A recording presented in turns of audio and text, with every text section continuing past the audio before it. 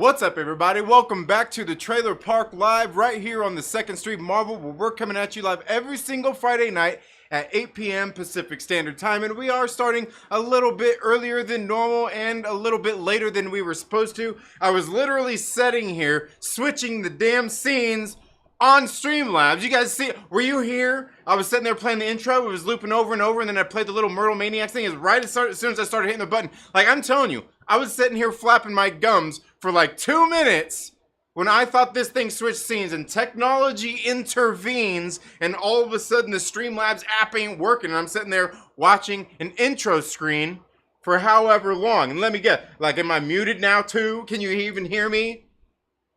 Man.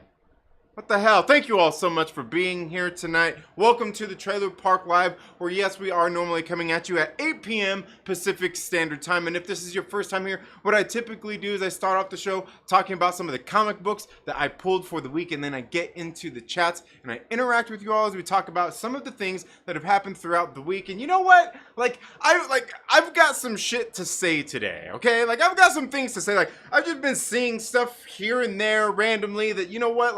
It's like, you know what? Sometimes I feel like I've had enough, you know? And sometimes it's not even that I've had enough. It's just because, like, it's not even that I'm frustrated. It's just like, shit is so silly. Shit is so funny. It just makes me think, like, what a fucking clown world we live in sometimes, okay? It's just that. It's just that. And that's kind of like... That's some of the stuff I'm like everything, like, I'm sitting there watching shit, I'm like, okay, that's funny, but, like, it's not, because it's stupid. It's stupid.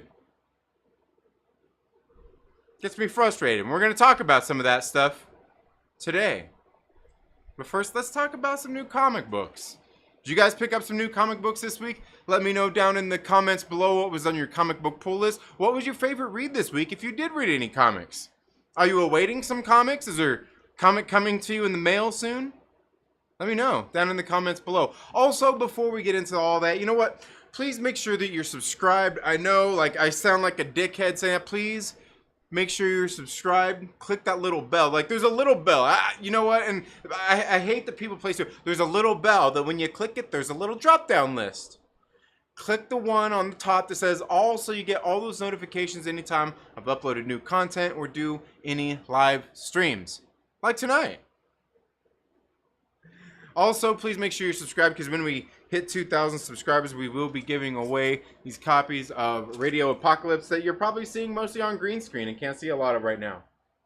Radio Apocalypse, issue number 1. This is the Horizon Comics and Collectibles shop exclusive. Very good book done by, the cover here, done by artist Brian Lopez. I really like this book. It's a very good book on Vault Comics. I mean, we're waiting for that 3rd issue. Come on, man. Is it 3rd? It might have been 4th. I'm pretty sure it's 3rd now. Come on, man. Come on, man. I know you've got a lot of work going on at DC, but we need that 3rd issue. We need that 3rd issue.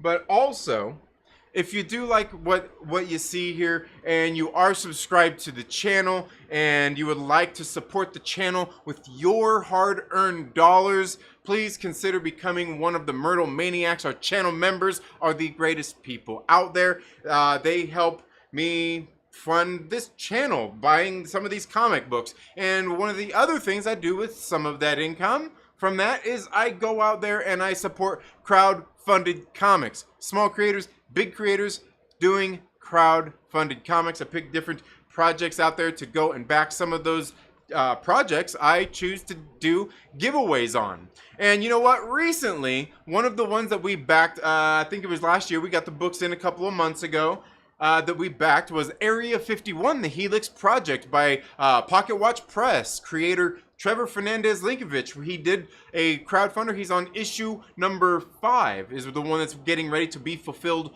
right now. But he's getting ready to launch issue number 6 here in, I think at the end of this year. I think he said after Christmas, because he didn't want to do it during Christmas while everybody's buying gifts for their family, which I didn't want to reach out to him and say anything, but I'm like, hey, man, maybe I want a gift for myself. But Area 51, the Helix Project, an absolutely great book. One of the things that I did with the channel membership money is I went and I backed the retailer's tier on that particular book, and we went, and so we got I think it was like five copies of each book.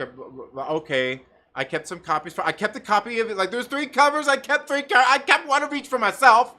And then I took the rest to Horizon Comics and Collectibles here in Lancaster, California, and we gave them to the great folks over there to give away, to sell, to do whatever they wanted to do with. I don't care if they took it and rolled it up and smoked it. They can do whatever they want. The Myrtle Maniacs are the ones who funded that. You can find a link down in the description to become a channel member if you'd like to do that. And you can see all the great people that hang out here. They're down there in the chats. They've got those little badges next to their names. Some of them worldwide, some of them new.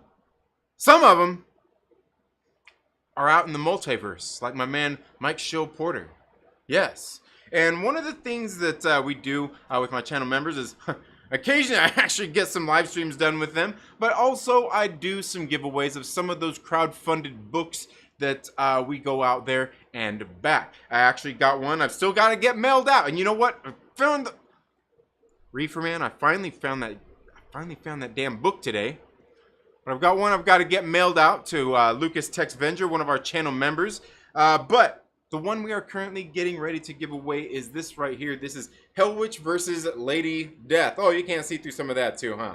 Hellwitch versus Lady Death. This is Wargasm. This is the conclusion of the Deathocalypse story arc that was going on over there at Coffin Comics. This is signed by Brian Pulido himself. You probably can't see it too well right there. We are giving this premiere edition away to one of our lucky channel members here in about another 60 days. And we'll be giving a copy of that away. So, like I said, you know, I understand, man. Like, times are hard. We all work hard for our money, and, you know, you got to make your choices to spend stuff where you need to spend it. It's okay.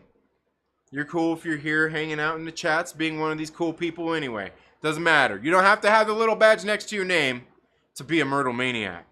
Okay, so starting right off, we've got Grimm, issue number 4. This series right here has been really good. I've enjoyed this Grimm series, and I would say it's definitely Stephanie Phillips' best work that she's done on any of her indie comic books. And I've read, I'll say, I haven't read all of her indie stuff, but of the indie work of hers that I've read, this is definitely her best offering. It's got art by Flaviano. Flaviano, good artist that I first heard of Flaviano's work when I was reading this book that came out a couple of years ago by the Soska sisters over on Marvel Comics called Black Widow, No Restraints Play. Absolutely great book. Flaviano did the art in it. Did the art on this cover right here.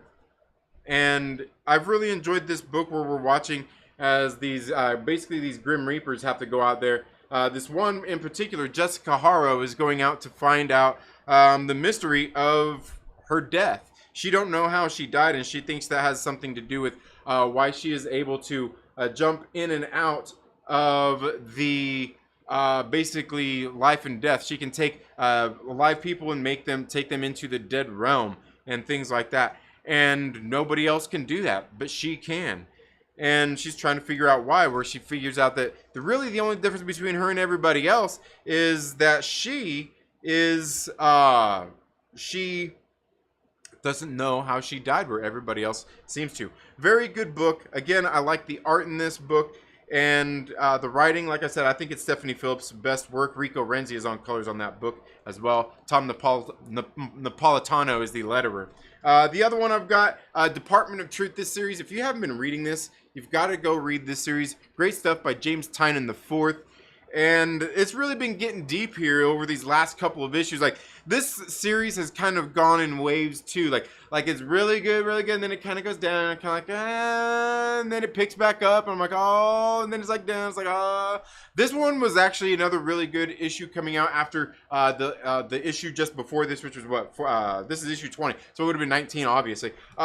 Very, very good stuff in Department of Truth. Going on here, and just kind of this whole like X-Files kind of secret covert government agency. It's just a good one.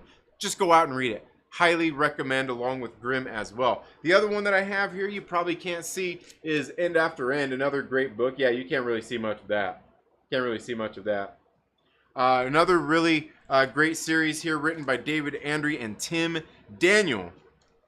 Got art by Sonando, colors by Kurt Michael Russell, lettered by the hardworking Jim Campbell. This one is about a man who dies. And in those last moments of death, right before you die, he ends up getting transferred into this afterlife where they're actually out there trying to fight for this queen once again. More greens on there, greens and yellows. It's probably shining through it all. You can't really see much of the art on this one.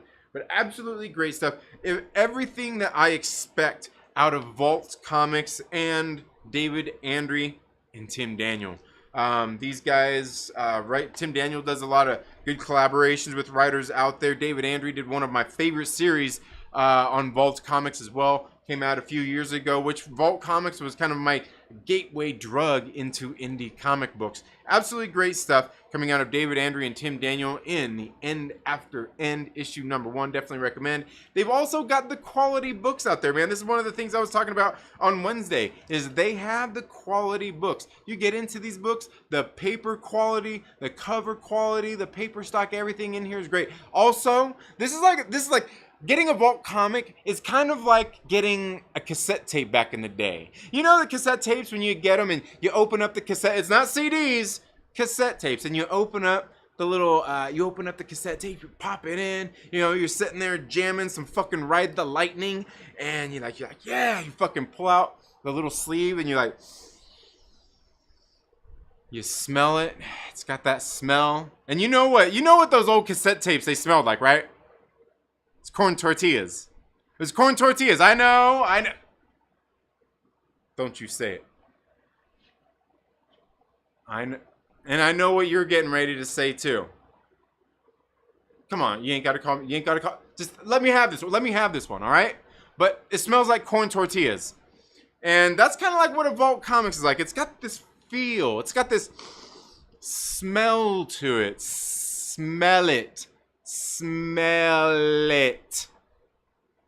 It's greatness in every book. Now, they do have some titles that I don't like. There's a couple out there, but for the most part, when I pick up a Vault comic, I really do know that I'm probably in for a treat. They do a lot of great books over there at Vault Comics, and I will say, they're not for everybody, but I will say every single one of their books that they do is just like, they know, like, when they do something, they know how to do it. You know, like, the writing, the storytelling that they have in their books, there's a certain quality to them. And I know what to expect, even though, for the most part, I know what to expect. They're one of the companies out there who isn't putting a rainbow banner on as their logo every single time Pride Month runs around. Every time it comes around. No, they do it year round. That's cool. But the quality of their books is great. I know what to expect, and the stories are always good. Like I said, there's a couple out there I didn't enjoy, but hey, you can't win them all, right? You can't win them all. But the last book that I want to talk about, well, the last comic book that I picked up this week that I want to talk about is this one right here, one of my favorite series, returning in Volume 2 in Gun Honey, Blood for Blood. This right here is the Adam Hughes Virgin variant. This one came out with several different variants here. I showed them all off the other day. You got this one. You got this one. You got this one. You got that one. You know, we got this one. And I'm telling you, I like the black and white of this one more. And believe me, I loved Joseph Michael Linsner's art. You know, it's the regular version there. Ooh, got the Tabitha Lyons variant. You've got Joanna the Gun Honey covered in honey. Bet you'd like to cover in some honey, huh, you little perv. And then you've got the regular A cover there. Absolutely great stuff here this week. Absolutely great stuff. So, that's all the books I got this week that we're going to talk about here as far as comic books that I pulled that we're going to talk about anyway. We're going to talk about some other stuff. We got some, there's just some, it's getting a little warm in here. There's just some crazy, you know, like, people are funny, man. People always crack me up. People always crack me up. And you know what? Like, if you guys know me and hang around here long enough, like I'm one of these guys, like, I'm pretty easygoing. I'm pretty easy to get along with. Like, I'm the dude, like, you do you, man. As long as you're being cool, it's all good. You come here in the live chats, you come here, hang out with my people, it's all good. It's all good. Feel free to sit there and have some good conversation. Feel free to have a good, healthy debate. It's all good. But one of the things I don't like is shitheads. And occasionally you get some shitheads in here. And you know what? It's okay. You can be a shithead and hang out too. Right? Because just because I think you're a shithead doesn't mean that Mike Porter might not think you're a shithead. Maybe somebody else here don't think you're a shit. Like, that's the thing. Different strokes for different folks. Like, there are plenty of people out there that I like that other people don't like. Plenty of other people out there that people like that I don't like. That's just the way the world works. And it's okay. One of the things I'm okay with is, like I said, you can be a shithead. It's okay. You can be a troll. You can have fun. A real troll, not one of those fake. Well, not one of those bots out there. You know what bots I'm talking about. There's people who are like, they're literally robots. They are literally robots, automatons, right? And I've been seeing more and more of this lately.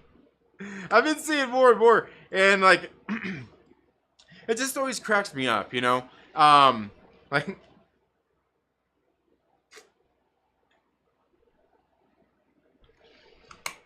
One of the things is the other day, I made this, there was this tweet that I seen Josh over at the Den of Nerds, he put out there the other day. And it was a retweet. No, he didn't even retweet. He was talking about some other guy here on YouTube or some other YouTuber, like Angry Joe. Is it Angry Joe? Did some video talking about She-Hulk and all the She-Hulk stuff. And we talked about this. Oh man, was that last week? Shit. When was that? Shit. We missed the show last week. But we were talking about She-Hulk. Maybe it was me and Chillmore. I can't remember. But I was sitting here talking about the She-Hulk show. And you see all the people out there that hear over the like, after episode 1, everybody all of a sudden, they're all upset about whammons and feminism and shit like that. And like I watch, like I get how people feel out there. People have knee-jerk reactions, or they see certain things, it's whatever. I shared my feelings on the episode. Like, I seen it. I'm like, I watched the show. I'm like, I seen some cheesy stuff in there. I wouldn't say there's obviously some feminist stuff, but I didn't really see anything in there that was like bite worthy that people were flapping their gums and fucking reading about all week. Then we got a new episode. We got a new episode this week. But earlier in the week, Josh shared out this thing talking about this video. I was like, what the fuck? Who the fuck is Angry Joe? I don't know. I don't even know. So I went and I found out what he's talking about. It's this video he did talking about She-Hulk and all the arguments out there. People getting upset about the feminism and stuff in it, and all the all the culture war bullshit out there. And I watched the video, I'm like, yeah, this was pretty sensible. I can deal with that. Yeah, I mean, he's right. A lot of this shit I'm sick of, and I have been for quite a while. I talk about this shit quite regularly on Friday nights. Hey, you might see the first, I don't know, maybe a few months.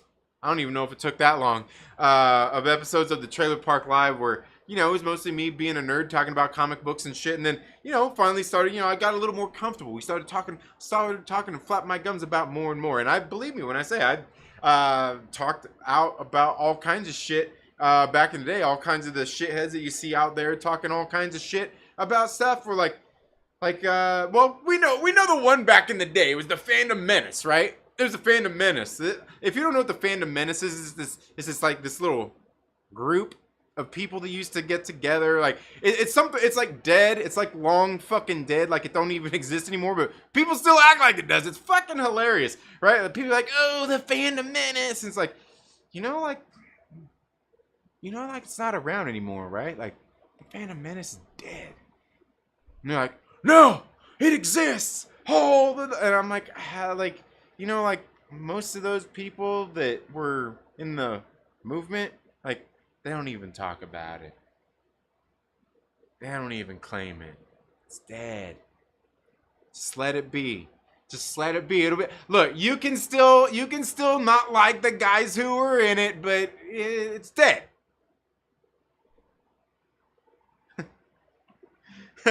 But that was one of the things I used to talk about a lot here too, is the same shit. Because you know what? Like a lot of this shit, it gets really fucking old.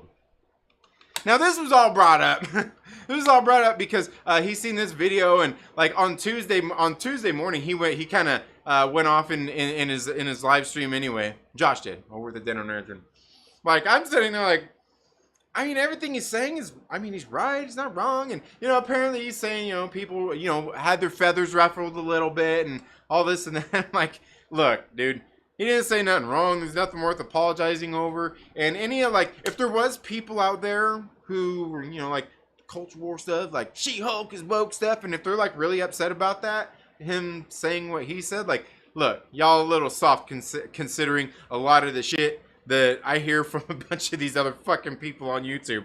Y'all soft if you think what he did was going fucking hard. And plus, I mean, I would say that some of the people that watch a lot of these channels like hearing it like that, right? You want somebody to give it to you straight. You probably just want somebody to give it to you. But that's a completely other subject altogether. But so he's going on about this. I'm like, that was like you guys know, like, if anybody who knows me, like, I'm like, that was fucking light sauce. Like, that was nothing. But also, I mean, sometimes people need to hear that shit. There's a lot of stuff out there that all these people blow out of fucking proportion. And the thing is, like, everybody's like, oh, they just do it for clicks and views. And, yeah, they do. They got you to watch it. And now you're bitching about it. And spreading it to all your friends. It's like one of those things where, you got spoiled milk or something, or maybe a fucking fart that smells really bad, and you fart and you go and you fart in the next room where all your friends are crammed in a little room trying to watch the game, fucking sitting there drinking and shit.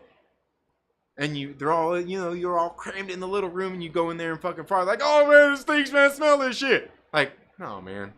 No. I don't want to smell the shit. I don't want to smell the shit. Matter of fact, get the fuck out of here. Keep that shit out of here. Like, I don't have to smell that shit. But that's the thing, is like, yeah, sure, that's exactly why they do it. And are they churching it up, playing it up, like being, people would say disingenuous and stuff? Yeah, sure. Do they know it? Yeah, sure. Do a lot of the people who actually watch their channels that like these guys find it entertaining? Yeah, sure. Otherwise, they wouldn't watch it. It also don't mean that they believe every fucking word or feel the same about every goddamn thing. But also, just because you're being a shithead to the shitheads, don't make you not a shithead. We've talked about this before. And that's something that I like to talk about a lot, because people seem to think that if you go out there and treat somebody bad that treats other people badly, that's like, it's okay. And sure, it can be to an extent. Sure, absolutely. I mean, people get what they deserve. You don't owe them your kindness if they're an asshole to everybody. Right? Like, I don't know, that's just if you ask me. I mean, I think generally most people are cool. I don't try to, be I don't ever purposely try to be an asshole to people. Occasionally it happens. And occasionally I purposefully do it. But there's the difference in most of the time when I know I'm doing it. Right? And there's the times when I know I'm doing it, and, you know, what do? You lean into it. Now, believe me when I say, it's been a while since I've done some shit like that. But the point is that's what a lot of people do. They take and they lean into it, right? And you can't buy it all. Sure, there's a lot of people out there who are lying, making arguments in bad faith. Grifters, right? Absolutely. Absolutely. And look, people wouldn't watch it. Well, I guess you can't say. People wouldn't watch it if there wasn't something there, I guess, right? If there wasn't something there. You know, obviously the people that watch these channels like it, just, you know, what's going on. Maybe they find it entertaining. Obviously they get their haters watching because their fucking haters can't stop talking about them either, right? And for me, like, you guys know me, I'm the person that says, like, look, man, if you don't like the shit, shut it off. Stop following the fucking person. Why are you obsessed with them? What's your weird obsession with these people that you don't like, but you just can't stop watching?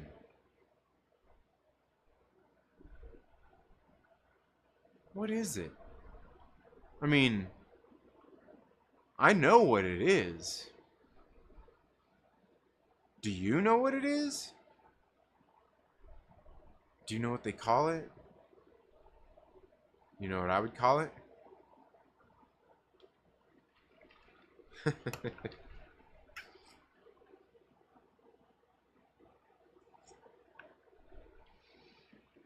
But I see a lot of this stuff going on. And here, and here's the thing, is like, there's nothing wrong with that. People do what they can to entertain their people, their audience, right? That's what they do. Nothing wrong. I'm not going to fault anybody for whatever content they make. Do I like it all? Will I make fun of fun of them for it? Yeah, sure. But like, I'm not going to act like I'm better than that, you know? You watch what you want to watch. But seriously, if you're out there fucking hate watching videos, just stop. What's wrong with you? Like, if you hate somebody that much, just fucking ignore them. Turn the fuck away from their channel. Because the one thing I will say, you know, like, the one thing I was, and this is the funny thing always about haters, or just hate anyway. Hate. You know, the one thing I always say about hate is, you know, like, I always feel that hate, true hatred, in order to really hate something, you had to have loved it at some point. Right? Because that's the only way that this thing that you hate, that you would hold so dear, so close to your heart, that it scorned you that bad that you hate it. Like, think about it. Hate is a fucking extreme thing. And the opposite extreme would be love. And I really think the only thing that could scorn you that bad would have to be some sort of love, right? I know people are like, oh, you know, I fucking hate liver. Like, come on, like we're not talking about being, you know, like little, you know, like little kids here, you know, like, and that's the other thing, like, people. But the thing is, like, it's something what born out of emotion, right? And that's what happens. Is a lot of people get emotional, and I really do think that's why, in order to hate something, you really had to have loved it at some point. And it makes you so mad, it hurts you that bad, right? That's just being something, that's something I've thought for a long time, for fucking years of my life. Since I was a little kid, I've thought some shit like that. Like, you really gotta hate some shit. Like, you really gotta love some shit in order to hate it, man. I don't really know how else you would justify. Like, I get, like, you extremely don't like something, you dislike it, you got, you know, like, whatever. But, like, hate, man, I don't know. But what it does is, like I said, it gets you emotional, and you could even, like, look at something like Star Wars. Fear. Oh, what is it? Anger leads to fear. Fear leads to hate. Hate leads to... Wait. You know what I'm talking about. You know what I'm talking about. Shit. Anyway. All that emotion. People get blinded by it. right? People get blinded by it. And when you get blinded by the emotion, and here's the thing is that's where you always see people get emotionally involved in these things, like whatever that emotional trigger, and they fucking lose it. The fucking logic goes out the window. Just all fucking logic goes out the window.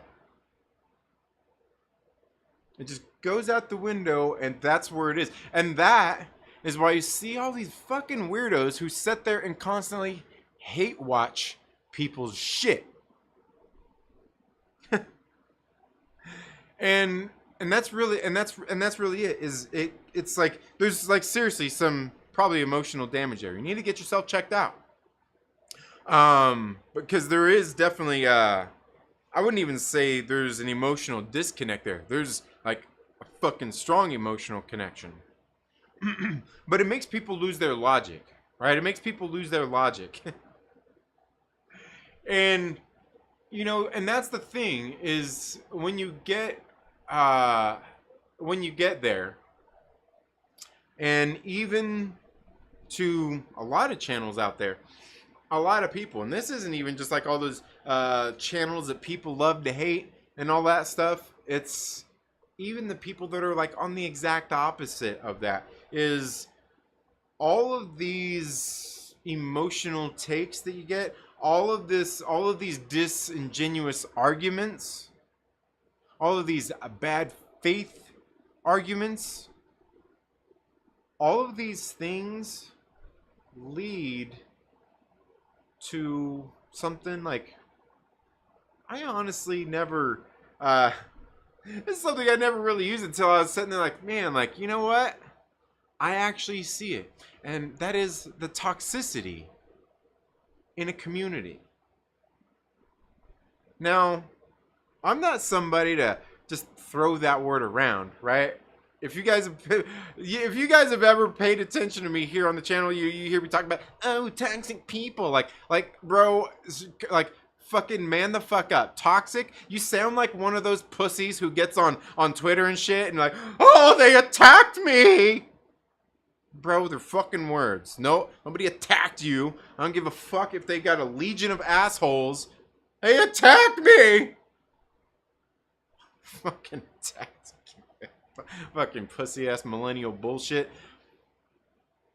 But the thing is like, you start to make these bad faith arguments, and it does cause a toxicity, because what it does is, I really fucking know, like there was I'll get into that in a minute. But I really fucking noticed it in this one time on this one channel I was hanging out. I'm like, God damn, man. Like, you know what? Like, people talk a lot about different people out there on YouTubers and shit, and getting in their communities and all the toxic people in them. And I will say, maybe there's actually toxic people. Maybe the actual creator themselves, you might feel as toxic, and maybe they are. And I will tell you one thing, because like yesterday I was watching a video from somebody, and they were sitting there talking about the same shit, the She-Hulk, because I was out there, like, people are out there talking about like this, like She-Hulk and this and that, how, you know, all these people, all these fucking right-wing, you know, these alt-right people, they're all upset. So I went and I actually watched.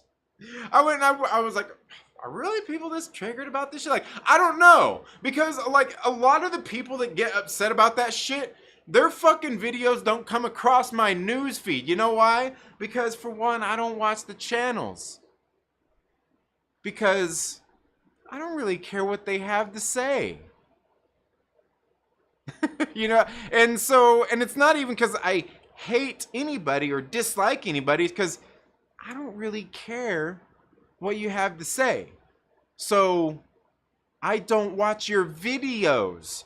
Therefore, they don't come into my home feed. They don't come into the suggested. They just don't show up there. You know why?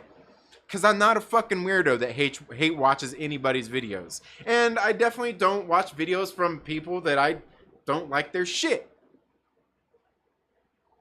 So I went out there and I did a little search, and I was sitting there watching a couple of She-Hulk videos. I'm like, okay, yeah, pretty cut and paste. Pretty cut and paste. But then there was one of them, and I was like, I guess I could see, I could definitely see it in this video. I was sitting there watching this video, and I'm like, okay, like, for one, I'm getting ready to get into some in just a minute, but I was watching this video, I'm like, you know what? I don't even know that what this person is saying is toxic, but I was sitting there watching this video, and I'm just like, shut the fuck up. Just shut the fuck up. And I would say, and believe me, I would say that Star Wars girl's name if I knew all the fucking simps wouldn't get upset. But I was sitting there watching Anna's video the other day about one of the She-Hulk videos, and I'm saying, for one, fucking terrible audio, fix that shit. But also, I'm sitting there watching the video, I'm just like, oh god. Like, I get, like, some of it I get, but at some point, like, after about, like, a minute or so, I'm just sitting like, just shut the fuck up, man. Like, you sound like... Like, look, okay, I get it watching this video why people would say you're toxic. I fucking get it. Because I was sitting there watching, I'm just like, I couldn't even fucking finish the video. I couldn't even fucking finish the video. But that's why I don't watch Anna anymore. That's why I don't watch a lot of these other videos. And it's not because I dislike the person. Hell, there's probably plenty of things I agree with on. But just don't like the content. You know, I know one of the Myrtle Maniacs actually one time was talking about going to watch what is that show? Friday Night Tights. Friday Night Tights, right? And there's some of those people on there, you know, like obviously Young Ripper 59 gets on there. You know, I fucking like Young Ripper, but you know, there's a lot of people on there. I just, you know, it's not I just even just dislike them, but like some of them I even said like some of these people are okay, but I can't stand to listen to these people for fucking 5 minutes before I'm like, shut the fuck up. Just shut up. Just shut up. But the point I'm trying to make here, and we'll get around to some more people here in just a minute. The thing is that even in that, I see just the creator themselves being toxic, right?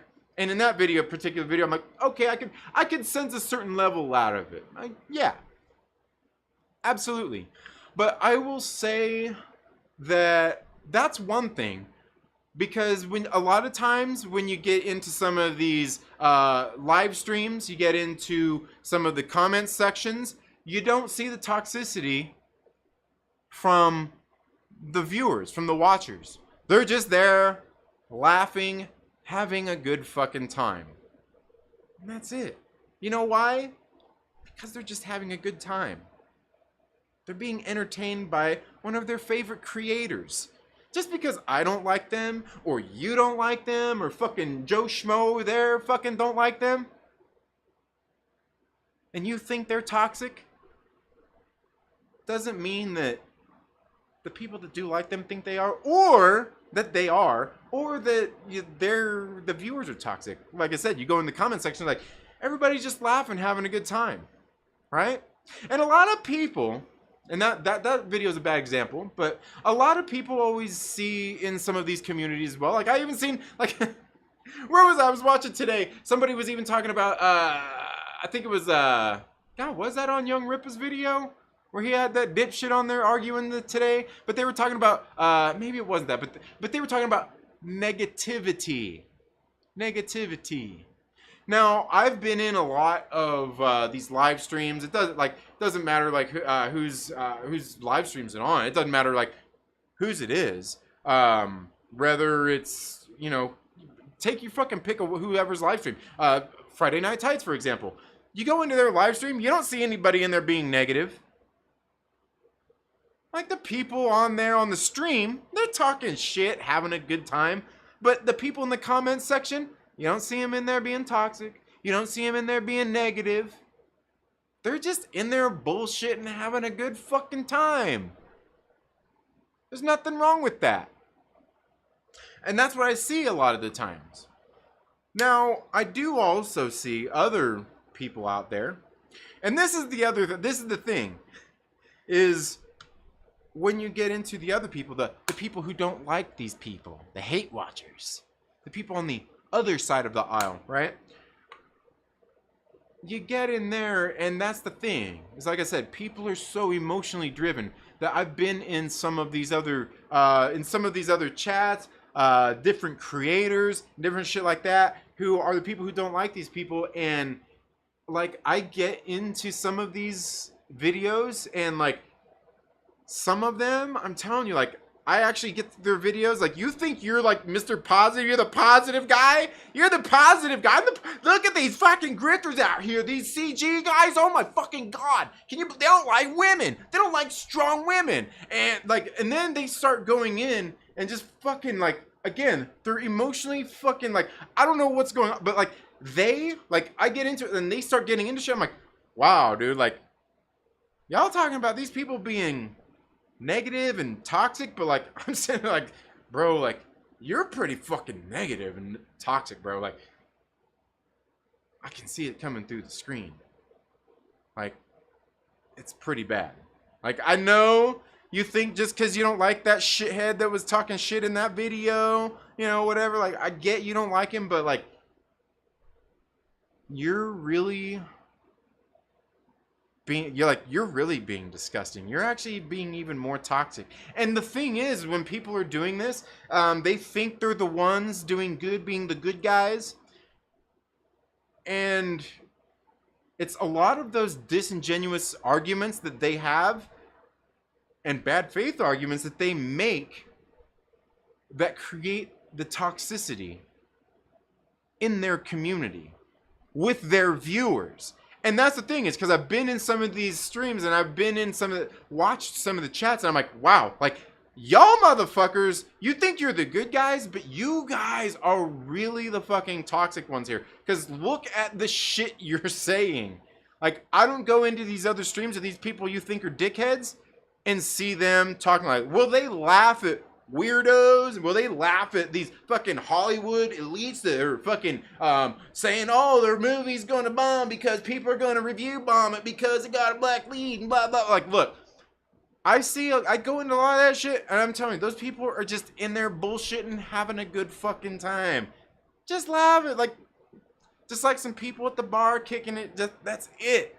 But I'm getting into like your shit, and I'm watching like, bro, I know you think you're the good guy, and maybe you have some points, you know, and just because you have one point, or just because you might be right about something, doesn't mean that you're right overall. It doesn't mean you win the fucking the argument. Like there's nuance to it, right? There's not really, but the thing is, like, you think you're the good guy, you think, you know, you're talking out about this toxic community and everything, but your disingenuous arguments and everything, like you doing fucking acrobats to act like the good guy and make it seem like you like you are creating the actual toxicity, and I've fucking seen it. And a lot of it becomes because of the bad faith arguments, the disingenuous arguments, and just straight up fucking lying about shit.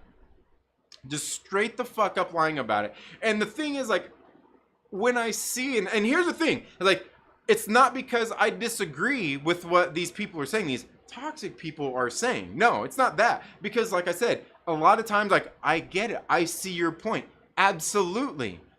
But then they'll get into something else. They'll get into the thing that really gets people, right? The thing that really chaps my hide.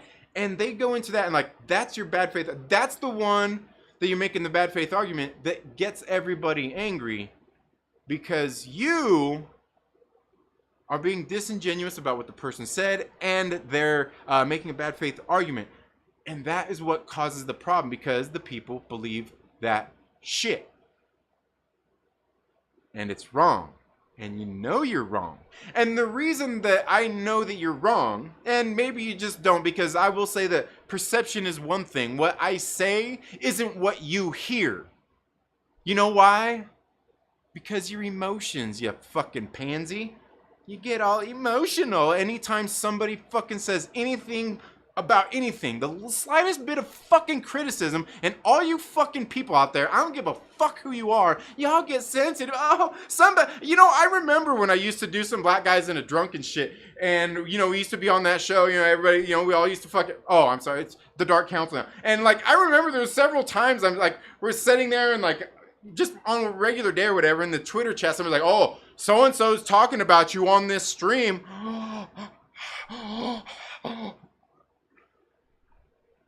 So the fuck what? I remember saying, like, so what? Like, what's that supposed to mean to me? Am I supposed to be fucking, like, emotional? Oh, somebody's talking shit about me. Somebody don't like me. Bro, I'm not a fucking teenager. And I even said that, like, what the fuck do I care? You know, like, oh, well, you know, so-and-so was saying stuff, and we, you know, like, oh, you know, we were in there, and we said some stuff, and, you know, there was a couple people that came to defend you, and blah, blah, blah. Like, I don't give a fuck. Did I ask you to defend me? I don't need you to defend me. I don't give a fuck if so-and-so likes me or not. I don't give a fuck what their reason is. You know why? Because they're allowed to not like me. They're allowed to not like me for whatever the fuck reason they don't want to like me. Right? But that's the thing. Is people get into, they're emotionally attached in that way. And again, that's when all the bad faith arguments, that's when all the fucking, you take all the shit because you don't like the person and every little thing. And here's the reason why it's so toxic. Because you take that one thing and you build on it and you try to get people to believe it. And I know you're lying because there's no fucking way that you know this much about whatever you're talking about and you don't know the fucking obvious answer to some shit. And I'm sitting here like, you're sitting here quoting every fucking thing this person said on whatever it was, but you're acting like, you know, you're paraphrasing what they said here. And I see this shit happen again and again and again and again. And that's the thing is, yeah, does the context matter? Do the words matter? What they actually said matter? Yes. It actually matters what they said. And it actually matters exactly what they said. Like, oh, well, like, they were telling racist jokes. Okay, like, racist joke. Like, what was the racist joke? You know? What was the and then, you know, and that was the thing is like you see all this stuff like okay, like that's not even like they're not even disparaging anybody for their fucking race. What are you talking about? Like, but that's the thing is these people, and that's the thing is like maybe when they and that's the thing maybe I'm wrong. Maybe they actually are making maybe they're not actually making these disingenuous arguments and setting it up wrong because maybe they are perceiving it wrong. Maybe they actually hear this and by the time they hear the rest of it, they're so fucking gone in their heads from fucking being emotionally fucking crippled, mentally crippled as well, that they don't hear the rest. Just goes in one ear and out the other. Because I'm telling you, in many of these cases, you sit here, you see the person, they watch it on their live stream. They're fucking talking, they're sitting there quoting shit, quote for fucking quote. They'll watch the actual video on their shit. And then you sit there and you twist the words into something else, like that's not what they said. They said this, not that.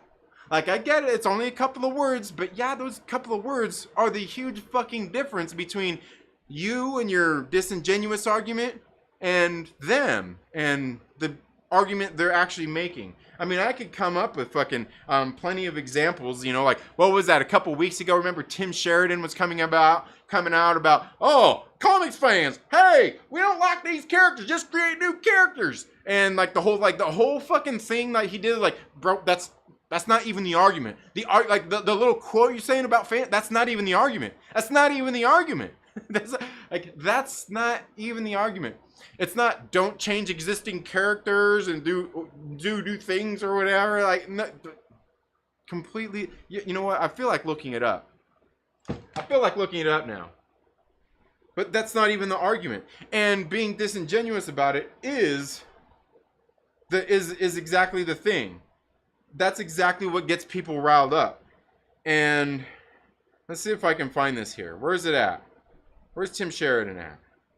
We should go into that one. Let's see. Where is it at? Oh man, did I not bookmark it? I swears I did. Yeah, here we go. Here it is. Tim Sheridan. Comics fans, don't add stuff to established characters. Just create new characters. That's not the argument. And look, even this motherfucker even uses quotes on that shit. Don't add stuff. That's not the argument. That's not the argument. That's not the argument. It's not don't add stuff. It's you don't have to change the established character. If you want to do shit, you want to make Iceman gay, you know what? Just create a new character that's that way. You don't have to create, like, you don't have to do it. But that's the thing. That's not the argument. And you use that to build, oh, yeah, and it goes into creates new character. I don't know them. I don't want to. This is trash. That's not how it works. But it is, sort of. But I don't know them. Like, for one, yeah, they're a new character. But nobody says that shit. Nobody says that shit. And I know this is something we've talked about before, especially like even Chillmonger's brought this up plenty of times. Is like if you want to get a new character and establish a new character, you don't write a fucking 5-issue miniseries with a nobody writer, a nobody fucking artist, a nobody goddamn who the fuck you like? You can't have a somebody colorist. You gotta have a good fucking team, and you gotta do more than a 5 fucking issue miniseries. You got to get people invested. Don't add stuff to a step. No, that's not the fucking argument. And that's where it starts. You're pretending like, but again, maybe that's what he heard. Maybe that's what he heard. But then again, that comes down to, and this is especially terrible from somebody who's a fucking writer, but it comes down to reading and comprehension. I think the world would be a much better place if people could fucking understand and comprehend the fucking simple little words that people use, because people don't walk around talking like fucking rocket scientists all day long, but just understand those little words and comprehend them. And also, while you're trying to do that, maybe like put your emotional side that just wants to react on the back fucking burner and listen to something. You might actually learn. It's so terrible that a fucking writer has an issue with reading and comprehension. I've literally never heard anybody, like fucking Twitter talk, I've literally never heard anybody say the fucking words, don't add stuff to established characters. No. I've never heard anybody say that. Really about the only thing I've heard people say is, you know what? Don't make Iceman start sucking dick all of a sudden after fucking 40 years. How about that? And I know, this is where the shit really gets deep, right? This is where the shit really gets deep, because the people who love that shit, like, oh, well, you know, plenty of men learn way later in life that they like sucking dick. Shut the fuck up. Like, next. And then in your next argument, you're gonna be like, they're fictional characters, guys. Okay, so are we talking about real life here? Or are we talking about fictional fucking characters? Your disingenuous arguments aren't gonna fucking get you anywhere. And that is the thing that causes the toxicity out there. Because then everybody starts to build their fucking, their arguments on the bad faith arguments. Now, the bad faith arguments, that's another one. That's another one, right? You know, when you see these people get into these, that's the other thing. You see these people get into these, they like to call them debates. These people like to call them debates. But they're coming together. They want to talk out their differences. Or get it all out there. They don't want to do it on Twitter. Or through videos back and forth. They want to get on a live stream and debate. And oftentimes the same shit never works out either. Because all these assholes get emotionally triggered. And that's when the bad faith arguments start. They start acting like they want to have this dialogue. They want to have this debate. But really, all it really comes down to, and I've seen this happen every fucking time, is like, you think you're right, you get into the debate, you find out you're wrong, you start talking up, you start talking louder, you start talking over what somebody else is saying because you don't have a good argument, but you didn't in the first place. Because you came in wanting to have a debate, but that's not really what you wanted anyway. You weren't trying to find a middle ground or an understanding. You just wanted a fight. You just wanted to get into the same room with somebody else and try to push their fucking buttons and see how fucking much you can push their buttons, how fucking far you can push them, before they will be toxic and they'll prove to everybody just how much of an asshole you are. Look how bad faith, look how terrible this person is. You see what he did? Oh, young Ripper, he started that fight. He called Jody fat.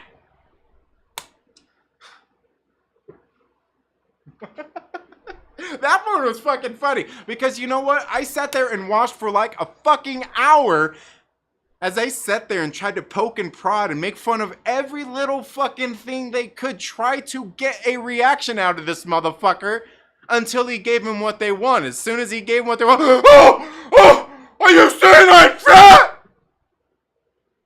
Bro.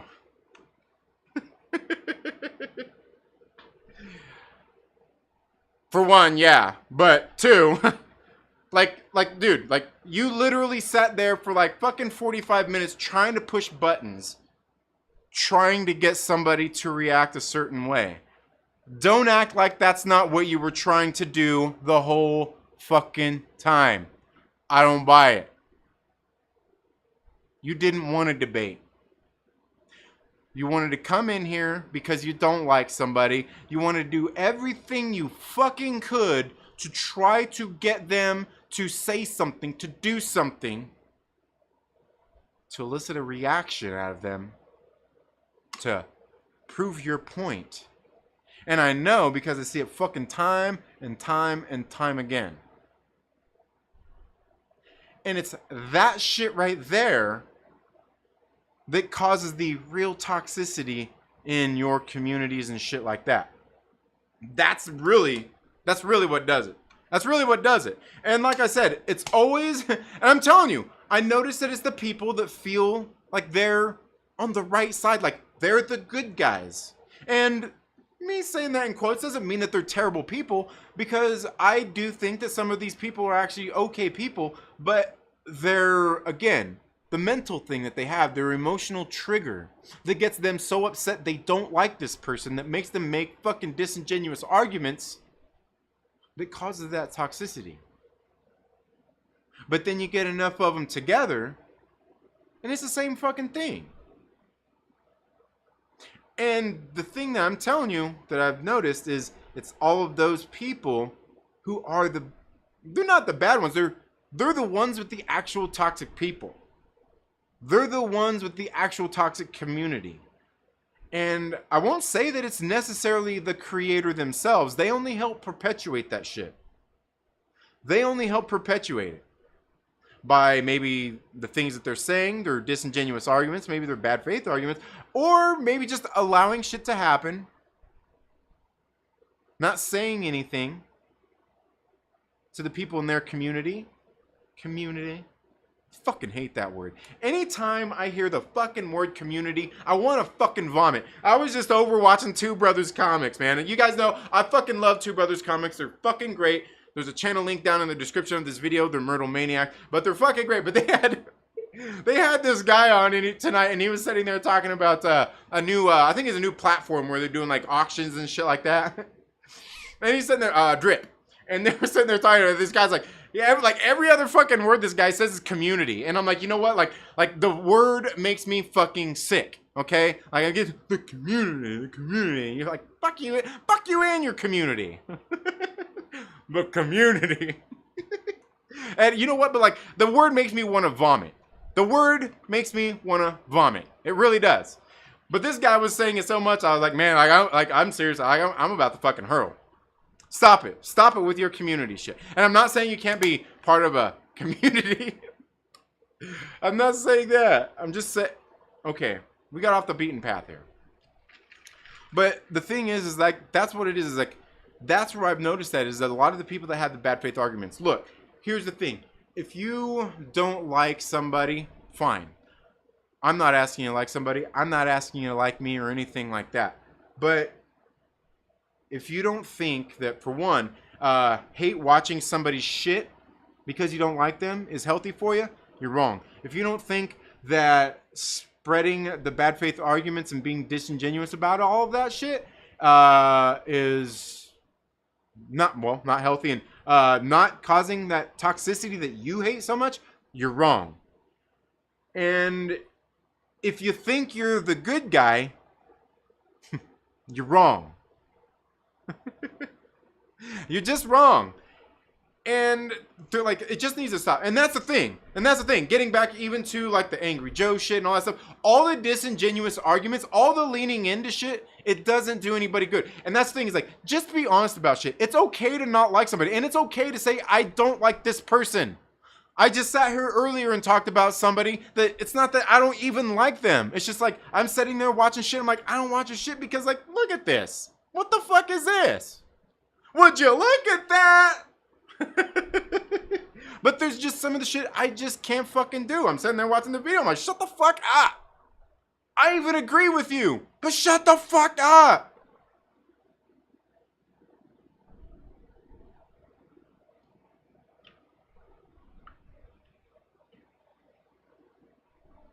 But that's what it is. That's what people want. That's what people want. And man, I'm telling you, if you're that person, just stop it.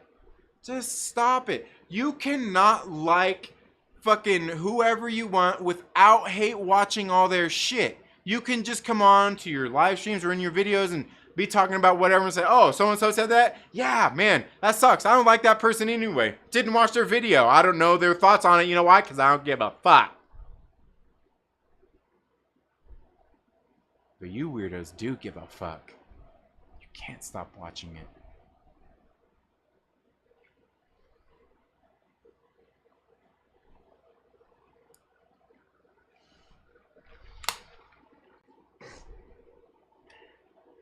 And you know what, like for me, one of the things for me that, I started getting tired of this shit again. It's like all this bullshit. Everybody and their stupid bullshit.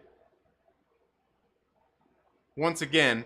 I don't know. I can't even remember how long ago. Was it like about a month or so ago? Was it a month or so? I can't remember. But I was sitting there watching Nerdette's Newsstand. You guys know, anybody here who knows me knows that I like Tristan. I've liked Nerdette's Newsstand. I've probably been watching her shit since like she started it. I didn't realize she started her shit after me. 65K. Hey, that's not bad. But I've always liked watching her shit, and I don't care whatever content changes she made, her shift and whatever. Like, I don't really give a shit. But I was on there one day, and I was sitting there listening to what they were talking about in the live stream about the Rippaverse and this. I think this was right before the campaign launched too. But they were in there saying all this stuff. I think it was right after the trailer drop. But they're sitting in there like, and the thing is like, they were sitting there just like talking so much shit. And like I was saying earlier, some of the shit they know about and they are being completely disingenuous about, because there's no way that you know all the shit you're saying and you don't know the thing that you're ignoring. But I'm sitting in there listening to this fucking stream and I'm like, Jesus Christ, man. Like, y'all like, man. I'm not saying that y'all some bad people, but y'all being fucking terrible. Like, they were sitting in there, for one, with the most disingenuous and bad fucking faith fucking arguments ever. And I'm like, that's pretty fucked up. And they were saying some seriously fucked up shit. And I'm just like, this is fucking wrong, man. Like this is seriously fucked up. Like, and that's what I was saying. I've been in other communities and other live streams, other chats, where people get in and they'll talk about a comic book or creator and all this stuff, but they're not doing what you're doing. They're being critical of some shit about this creator's work and stuff, and maybe some of their weird shit that they're saying about their creations, but like, you're like really being a shithead to the person just because you don't like them. I understand that you don't like them, but like, a lot of this shit you're saying, it's fucked up. I'm not one of the kind of people that would ever wish bad on somebody or wish failure on somebody or anything like that. But man, there's some of y'all out there that y'all obviously do. Like, if one of the things that you like to do, and I don't give a fuck whether you like somebody or not, but if one of the things you're actually doing is hoping that they fail,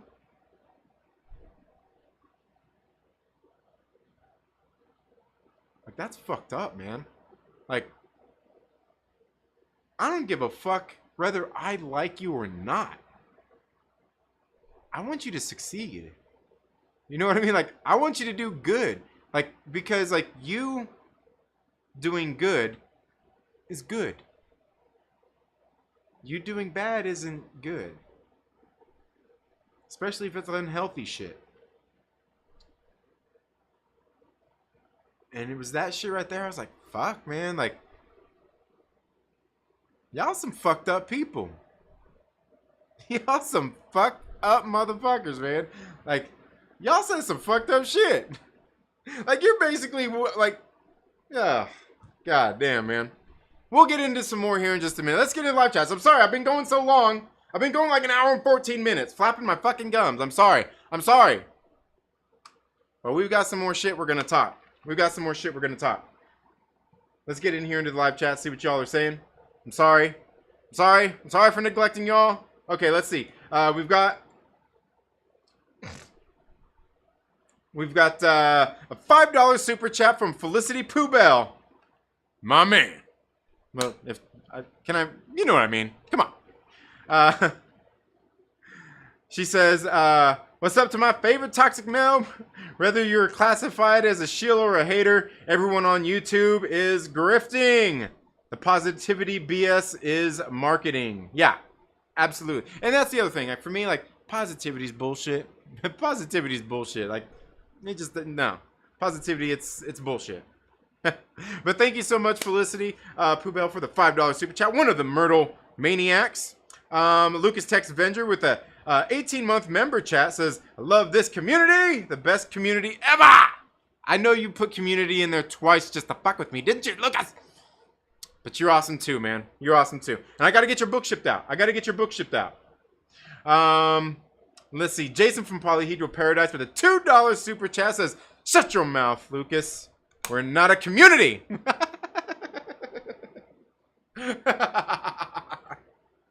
That's what I love about it. That's what I love about it. Like, y'all gonna sit here and troll me. You're gonna give me a hard time, and you're gonna give each other a hard. That's fun. That's great. I love it. I love it. But okay, let me get here. See what everybody was saying here at the beginning, as far back as it'll let me go, because I've been flapping my gums so long. We've got Strange Marvel Theories in the building. Cue Ball is in the building. Thank you so much for being here. We've got Mike Stanshow Porter. We got my man Jedi Mike in the building as well. Reefer Man Reviews, Lucas Texvenger in the building as well. Felicity Poubelle is here, or was here earlier at least. Let's see. We've also got Daniel Fisher up in the building, my man. Keep your smelly white sauce to yourself. Oh man, my name is Wayne White, and I approve of this message. White sauce, fam. Secret recipe. Oh man. Strange Marvel Series says, damn nerds insulted me on a live stream, and who is laughing now? Because my theory about how Vision would be brought back to life happened. Ah, there you go. There you go. Never discount. Yeah. The theories. You know what? Here, I gotta check something out here. I feel like this right here. I was just noticing something here. On my head. On my head. Is it this one?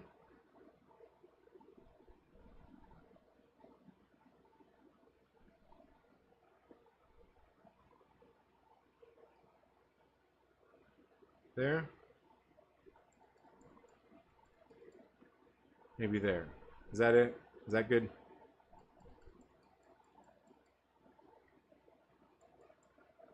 Oh, I don't know about that. That might not be. That might not have been good. Maybe we'll go back down to that on that one. There we go. There we go. I feel like there we go. That's a little bit better. I was noticing my green screen was looking a little. I don't know.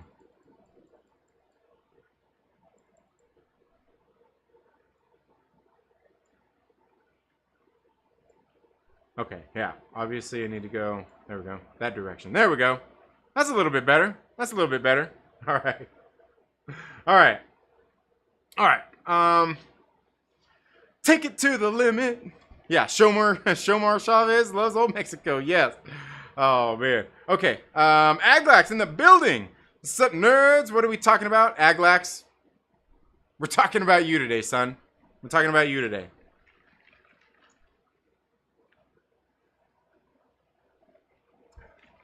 Regulators! I hate Lamp. I used to love Lamp. Oh, man. Yeah. Fear leads to hate. Hate leads to anger. Anger leads to the dark side. Yeah, see? I was close. I was close. I'm no one. Tell them no one did this. Yeah. Yeah. Toxic watches. Yeah. Yeah. Okay, let's see.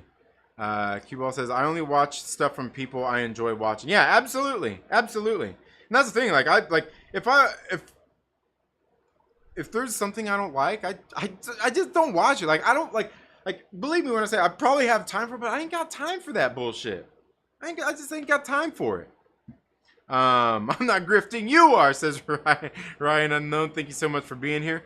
Of out cities. What? Did I miss something? Oh, of our cities? What? Did he say he watches She-Hole videos? She-Hole? What? No. My videos are less than 5 minutes long. Yes, Nikki in the building. Yes, we got Nikki here as well. Damn. I'm not having a good time. I'll be negative, but I want you guys to kiss my ass, says Aglax. Yes. Yes. Kiss it. I'm getting into talking about anything but my theories because it's way too easy to go down the toxic rabbit hole. Yeah, absolutely. That means I win the argument. I was right. I had the good point. Yes, Flash by Night. Thank you so much for being here. New ants? What ants? In my pants? Y'all are crazy. Oh, Mike Stanfield Porter with the 99 super shit. He got a super shit. He left me a piece of shit in the chat. Mike Porter, you son of a... Oh, man. That means I win the argument. I was right. I had the good... Oh, okay. My bad, Aglax. Brother guy from Ripper was talking to you today was driving me nuts. Oh yeah, believe me, Q Ball. Yeah, and we'll get into some more of that Ripperverse stuff anyway. Hey, and Aglax is here too. Aglax loves the Ripperverse talk. Aglax loves the Ripperverse. Got faith in the eye of the beholder for sure. Yeah. Damn, I need this tonight. Yeah, Cartoons and Comics says the CG became what they hated the most. A cult. I don't know, because I don't follow CG or do any of that. Like, I don't know. Like, I've watched EVS's channel. Like, I was subscribed to Comic Artist Post Secrets for a while. Watch some of his stuff. I'm like, okay, just didn't make enough content that I liked. Do I hate him? No. Like, I don't really fucking know him. Like, I don't know. And Comicsgate, I don't really know him. Like, the most I know about Comicsgate would probably be from Black Angus Reviews, my man Angus. But other than that, I don't really know. I don't dabble. I don't really go, like, so I wouldn't know. wasn't there for the movement, not part of the movement, don't really care. Their thing that they started over, the politics in comic books, like, I get the argument. Like, I totally understand what they're saying. And that's another one. People are so fucking disingenuous about, like, politics in comic books. And here's the thing, is there's also the other argument too. Like, comic books have always had politics in them. Yeah. Yep. Comics have always had politics in them. And, you know, politics, it's not even about politics in comic books. Like, look, what it's about is good fucking writing. It's about good writing. You can put all the politics you fucking want to in a comic book. If you can write it good. Like, you see all this shit, like, you see all these, like, seriously, you can go read so many comic books, you see all this shit, like, obviously, this has political undertones, overtones. Hell, it's easily an allegory of some politics, but, you know, most of the people out there, most of the writers, a lot of the writers used to be good at writing it. They used to be good at writing it. Thought-provoking. But yeah, I don't know about like I said, I don't know about CG. I don't follow them or anything. Any of like the creators or anything like that. So I can't really tell you. I can't really tell you on that one, cartoons and comics. Let the series of stress begin. Yeah. The old saying is, what people think about you is none of your business. Yeah, absolutely. Just don't know. Do you want me to defend you or... No, I don't need anybody to defend me. Believe me, the last thing anybody ever needs to do is defend me. Absolutely not. You know, I'll say, you know what? Don't do it. Don't do it. Yeah. Swearing is not nice. Believe me, I know. And I swear a lot. I swear too much, damn it. I swear too much. Let's see. Okay, so out of all this, I'm still waiting for Trinity to announce when he will be selling tickets to his gun show. Right? Yeah, fellowship. Yeah, absolutely. Yeah. Well, I know, and it's not that I'm even shaved. I'm bald. I'm going bald. Most reading levels have been suffering since the 80s. Yeah, absolutely. Landon TLB in the building. Poor nobody artists that Chillmonger and Trinity don't like. Just walking away with that sad music from Charlie Brown playing. Yeah, no, it's not that. Like, the thing is, like, you don't want to introduce a new character with, like, no names. You gotta put somebody good on it. Otherwise, like, who's gonna really care? And that's not saying that nobody's gonna care. I'm not saying nobody, but you gotta have somebody that can write some good stories and get some good art in there to get people invested. You get them invested first, and then you can bring in a new writer that can maybe hopefully carry on with the good writing and bring in a different artist and stuff like that. I mean, people do it all the time. And no, you don't have to start over with a new number one when you get a new writer or artist. Chances are they always do, though. Chances are they do. Paging Dr. Cannon. Okay, you were wrong, Trinity. Elon Musk does, in fact, walk around talking like a rocket scientist. Yeah, well, maybe he does. Maybe he does. So, what did I walk into? Brian Mccann says. Oh, man. Just started in April, was bowling, and right after, due to find EVS stream he did earlier that week that I missed, and he shaved his head too. Nice. Yeah, I was gonna say, I've been shaving for a while. Like, I let it grow in every now and again, but, you know. You know what? How bald are you going, Cuba? You know what's funny is, like, I didn't really know, like, because I was like, you know, you hear the stuff out there, like the Rogaine and all that stuff is a bunch of bullshit. And I've always felt the same thing. But you know what? I was actually watching, like, a fucking health channel that I actually trust what they say and the people that they bring on. And I was listening that in one of their conversations that it's not even like, you know what it is, like a lot of the shit and like those Rogaines and everything, I can't remember what it was, but there's like a specific one that you can actually take that actually helps it, depending on how bad it is, that you can actually grow your hair back. And without anything, like, you got to take this, because what it is a lot of times is your body releases too much of a certain chemical that basically blocks the hair follicles from growing and everything. And like, it's like a fucking common thing, obviously. Like, all these guys, but like, it's because your body, and it's not testosterone, and it's not from too little testosterone, but it's like a byproduct of.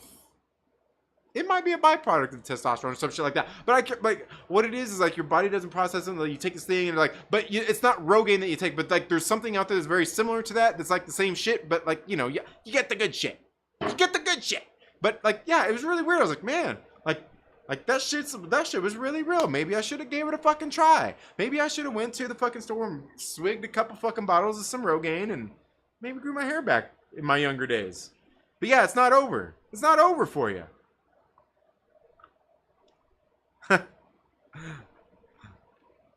Oh man, okay. $50 gets you everywhere around here. I won math debate. There you go. Perceptions and personifications may be debated best in person. Yeah. Here's to a positive community, said Mike Porter. You're terrible. Oh, Mike Porter with a $2 super sticker. Is that a super sticker? I don't know what that is. I see he's got a message in there. It's got some Dragon Balls in there. It's got the Dragon Balls in there. Sweet. To get notifications at all. Saw this in home instead of subscriptions. You know what, Brian McCann? It's because you don't have all those notifications turned on. It's because that's why. What I'm gonna have to be too. Damn, I really haven't read an X-Men comic in a while. Didn't know Iceman is making his own creamsicle as of nowadays. Yeah. He's Iceman is now, well, he's not gay, he's bisexual. There's a difference. But yeah, they changed this shit up now, man. That was like, I don't even know if has that been 10 years ago? Has that been a decade now? If not, it's probably getting pretty close. Oh, damn it. I knew something was going on here. Let's see. Isn't saying don't make guys man gays, just saying don't change established characters though? No. It's not saying, well, that is, yes. But the thing is, like, look, the argument that Tim Sheridan was making is said, don't add stuff to established characters. That's not the argument. Just don't change them. Don't change them. That, like, yeah, but yeah, no. Saying don't make Iceman gay is just isn't saying, okay, look, for one, no, you're wrong. And you're being completely disingenuous here, Aglax. You're saying, isn't saying don't make Iceman gay, just yelling. No, it's not yelling. You're just saying. You're not yelling. Like you just said. You're just saying you're not yelling. If you're yelling it, sure, you can yell it too. But no. Just saying don't make Iceman gay is saying don't change established characters. Yes. That's what it's saying. Don't make Iceman gay isn't saying don't add stuff to new established characters. That's not the argument. The argument isn't don't add stuff to new characters. People add stuff all the time. It's don't change them. Create your new fucking characters. And that's the thing I've said about that kind of stuff anyway. People always talk about the same thing. Well, people come out later in life. Yeah, sure. For one, fictional characters, guys. It's not real fucking life. Don't change the characters. Create a new character. Create the new character. And here's the thing. Is when you create the new character, and I've talked about this before, create the new character, say, look, guys, we're going to introduce this new character. We're introducing Aglax, and what he is over the next, we've got the first 3 years planned, and over these 3 years, you're going to see the person, this new character, make a transition from being a straight man to being gay. Over the course of these 3 years, you're going to see these events and follow what he's going through. And, introduce it that way and say, this is what we're doing. Not, hey, this fictional character that you shouldn't care so much about, right? He's gay now. He's gay now after 40 years. Oh, but real people come out in real life after 40 years. Well, like, make the decision. Is it real life or is this fictional characters, guys? Can always count on you for the disingenuous arguments, Aglax. Yeah, biological low emotion. Oh, polyhedral paradise in the build. Oh, well, I got your super chat. You good? Yeah. The guy who called Rippa today, yeah. Oh, God, that was funny. Yeah. F-bomb. Hickman. Yeah. Red Silver, those Hickman power, House of X, Powers of X. Yeah. Yeah, Hoxpox is great. Hoxpox is great. Yeah, Hoxpox is a good one. Coming in hard. Oh, man, what? Random Brad Creator up in the building. Let's see. Okay. I have a big bone. Gonna say, oh, okay. I thought you were talking about something else. My bones have gotten bigger over the years. Yes. Oh, man. Click dislike because I'm dyslexic. That's okay. It's okay. We need some of those.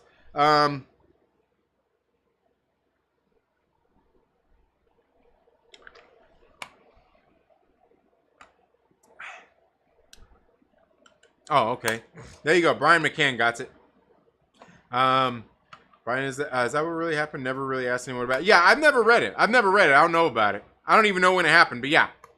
Trent on a rant, eh? Yeah. Oh. Jonny has looked into my eyes directly and seen the supermassive black hole of Hollywood leftist community agenda. Oh, man. See something, say something, do something. But, yeah. So Trinity is saying, yeah. X-Men characters act like villains. Yeah, the X-Men characters. Yeah. Well, they're supremacists. That's why they're supremacists.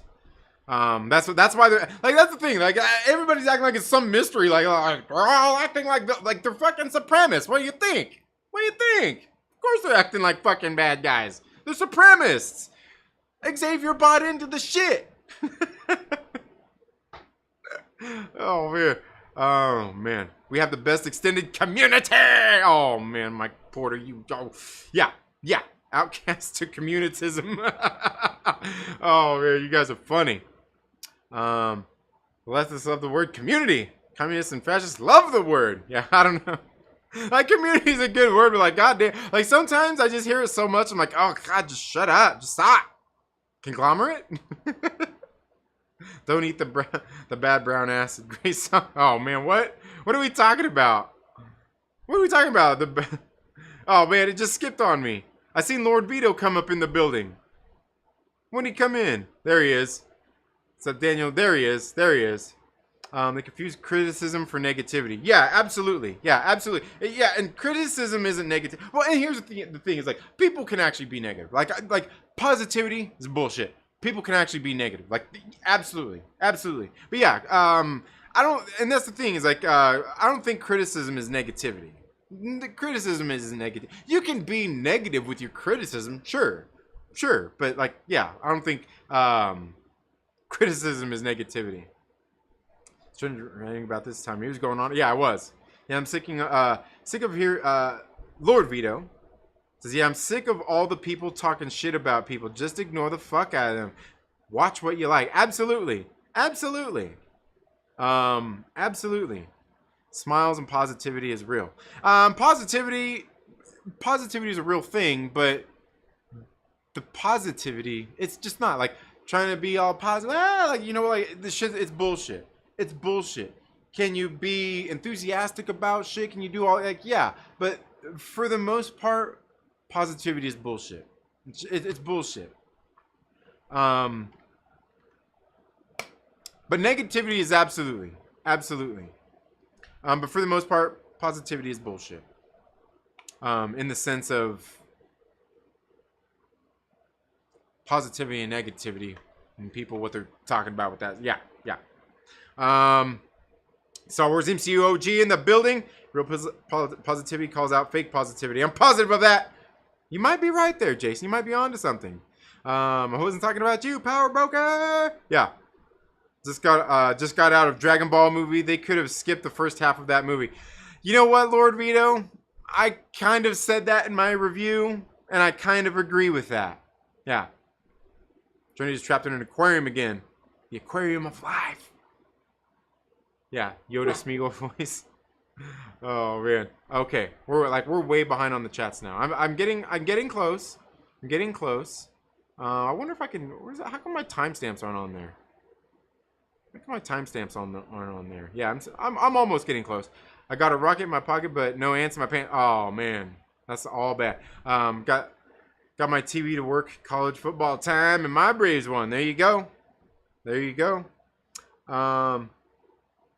Pigs. Wee, Razorback. Oh man, nah. The wise man once said, "It's better to have bugs on your piano than crabs in your organ." Than crabs on your organ, man. That's a good one. I like that. That's funny. That shit's funny. Absolutely no swigging Rogaine.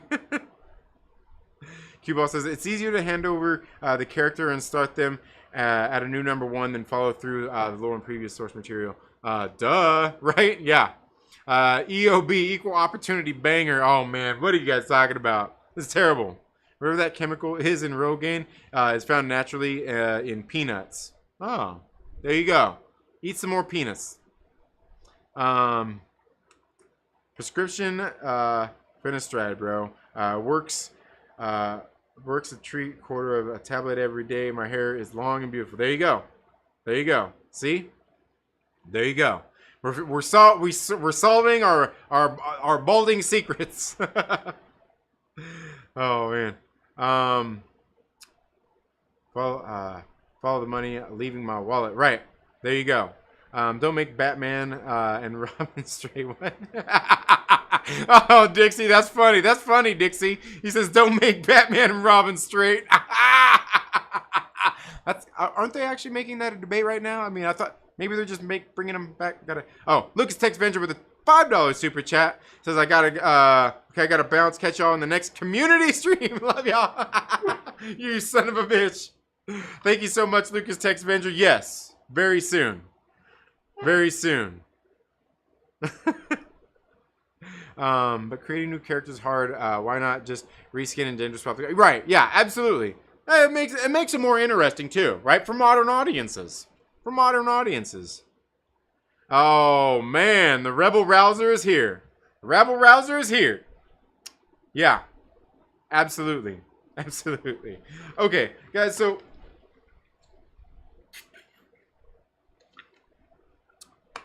I want to talk about yeah. So today, we'll get into this. If Aglax is still here, he'll like this conversation. Today, obviously, like I said, this goes along with so many people in the bad faith arguments and just being disingenuous about shit, man. Like I said, if you don't like somebody, just don't watch their shit. Just completely disengage. But today, obviously, young Rippa59, you guys know, the Rippaverse. He launched his comic company. All of a sudden, he's a fucking scam. He's scamming people. Oh my god.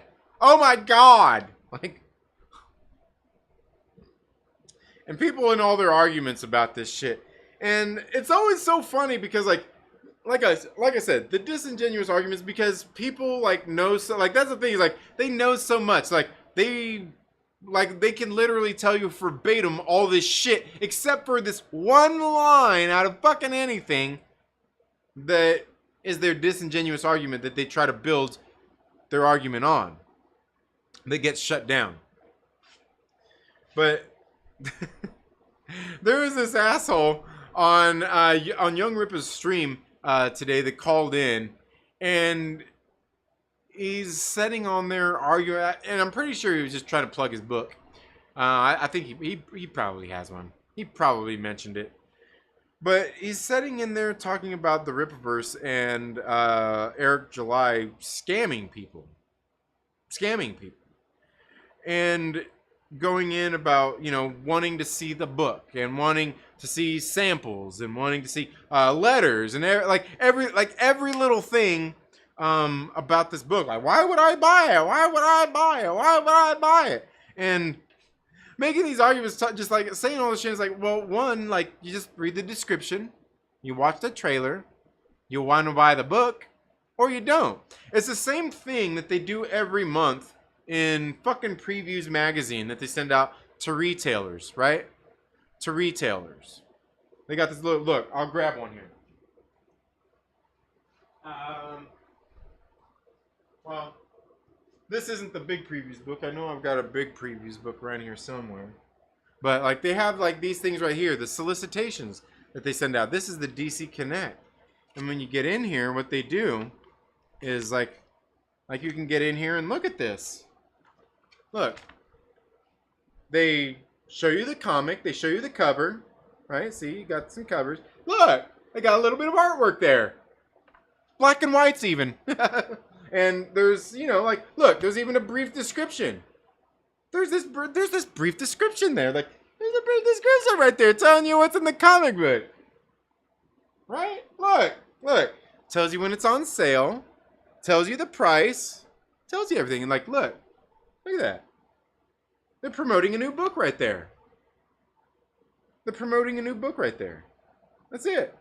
Promoting a new book that you can go out to your local comic book shop and you can say, hey, when you're placing this order, could you get one of these for me? I know it comes out 2 months from now. Could you pre-order that for me? I mean, I'm not really sure why I want to buy this book though. It's got, all I see is some covers, some black and white art in here. How am I supposed to know if I'm interested in this? There's not even any letters in here. Look, this next one too. They just show me some art. I don't even see any dialogue in here. Shit, look at this. Look, I only get a couple of panels of art in here. What the fuck? What? Why would I buy any of these books? There's no letters on them. There's hardly any preview pages.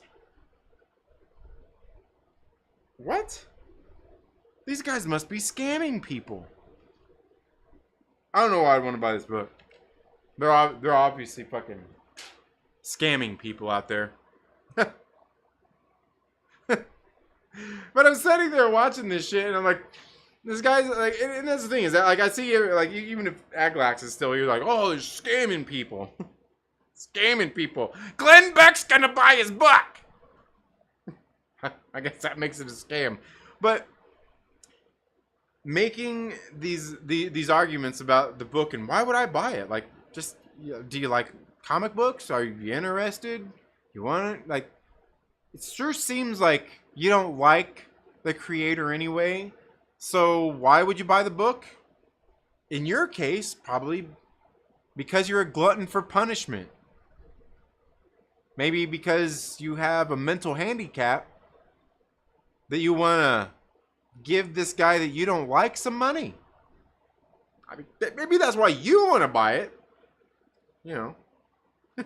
Maybe that's why you want to buy it. But the thing is, like, you go out there and most people, you know, I just showed you the DC book. They don't give away the story. They're not showing you the fucking dialogue in the book. They're showing you some art. They're showing you some fucking covers. They're telling you how much it is. You either want it or you don't. You go to your retailer and say, hey, could you make sure this is on my pull list 2 months from now? Or you don't.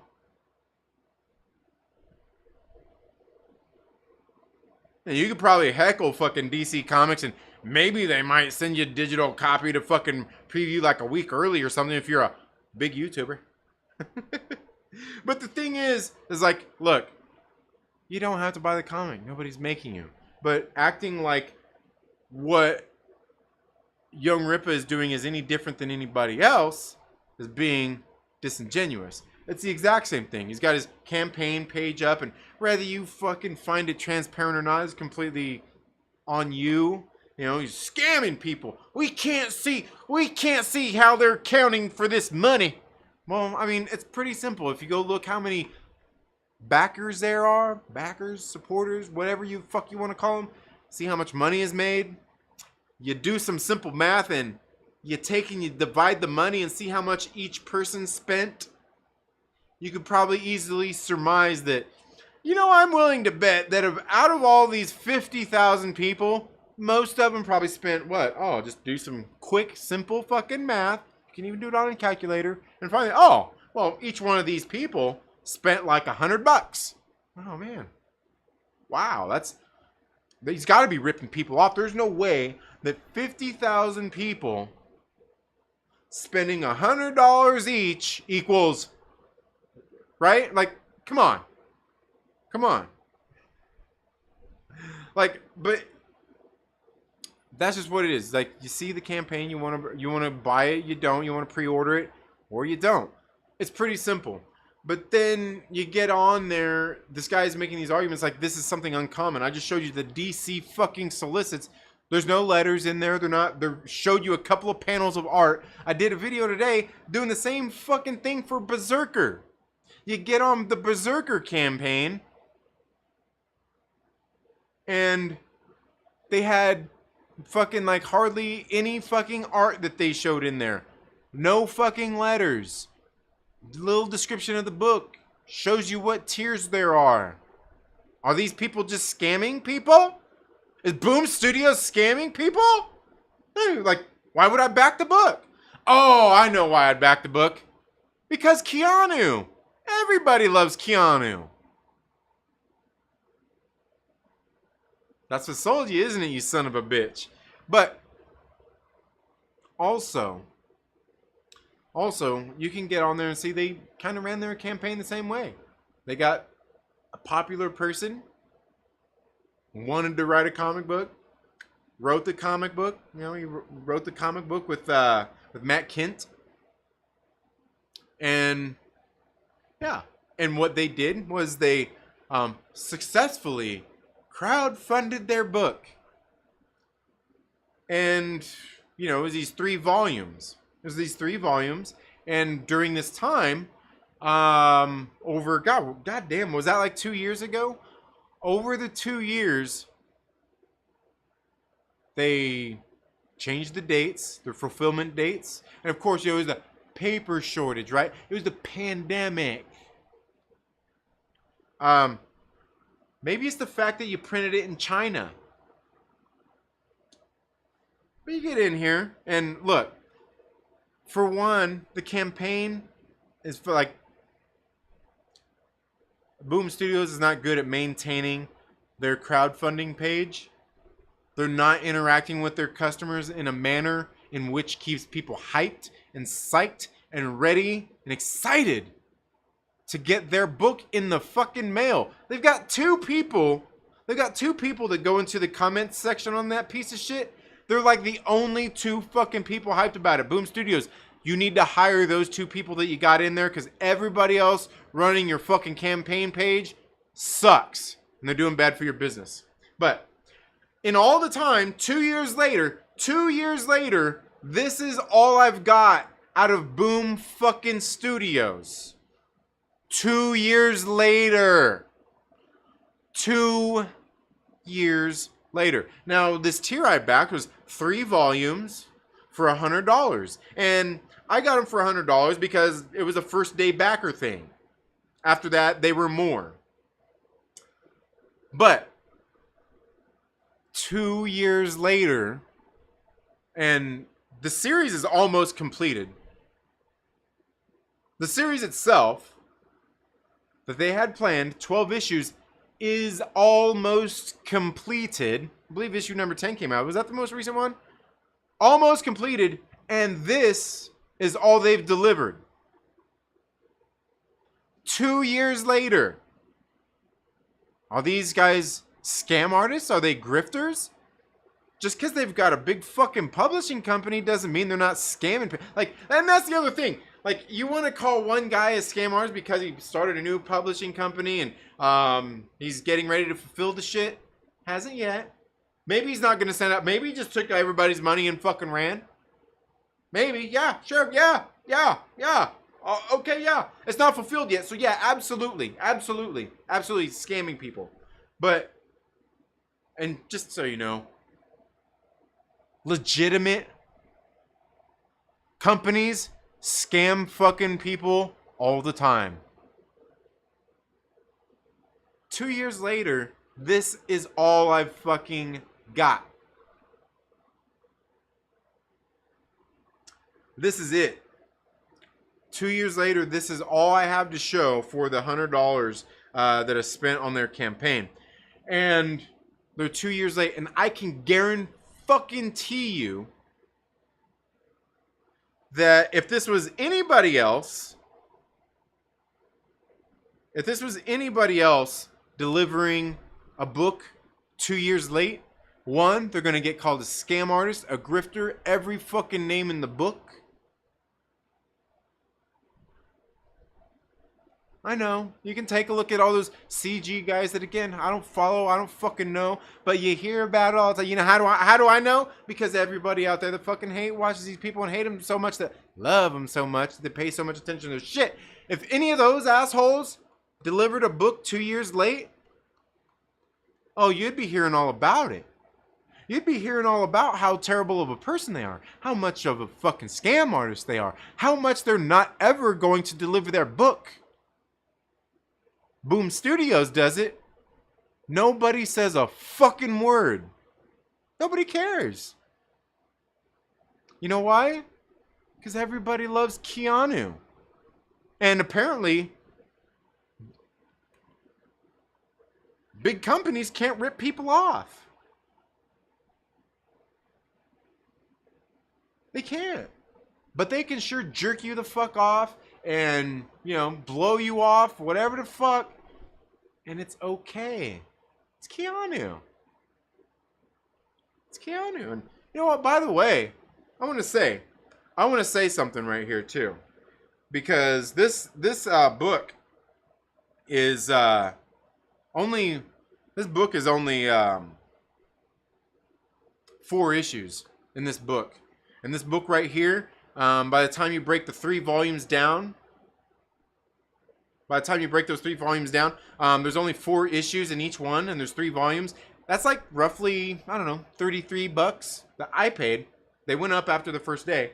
For this book, like 4 issues. You know, like typically 4 issues of a comic book is like, 96 pages? That's, yeah.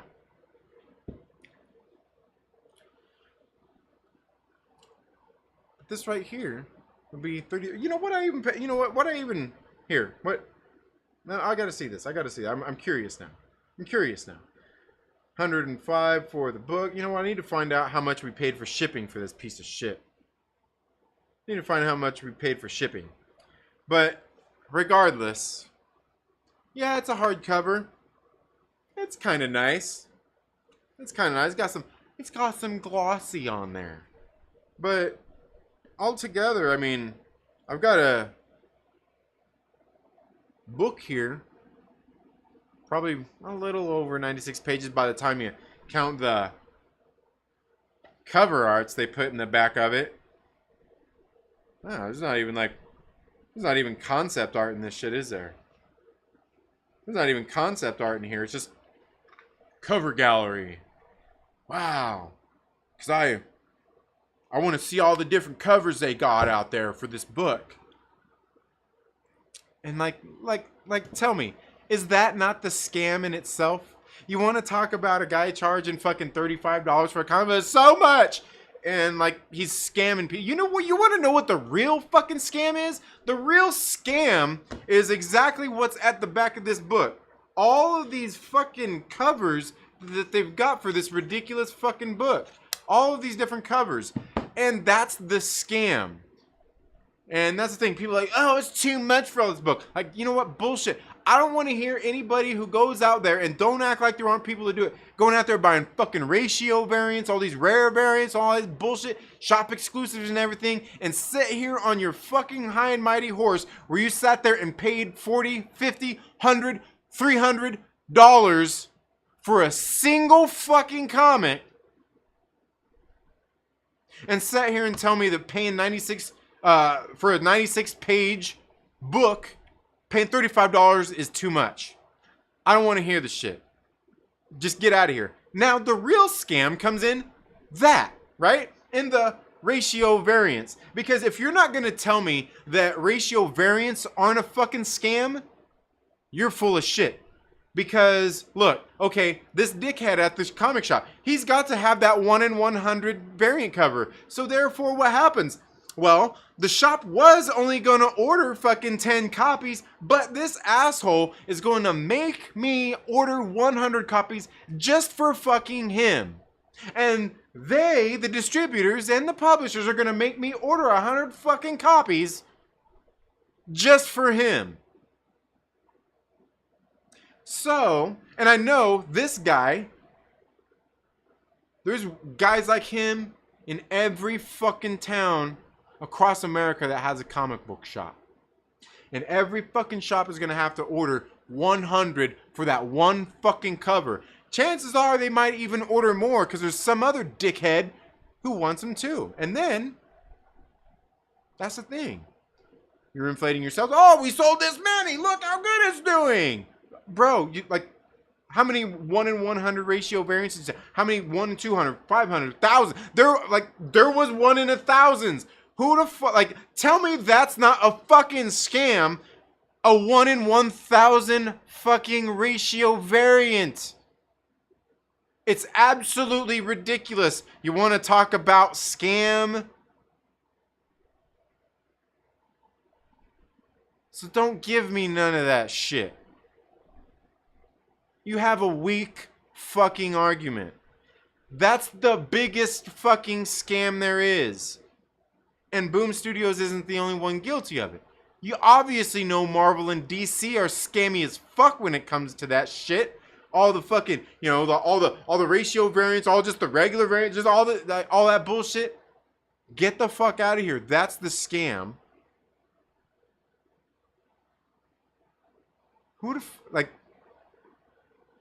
And these are the legitimate companies. These are the legitimate companies.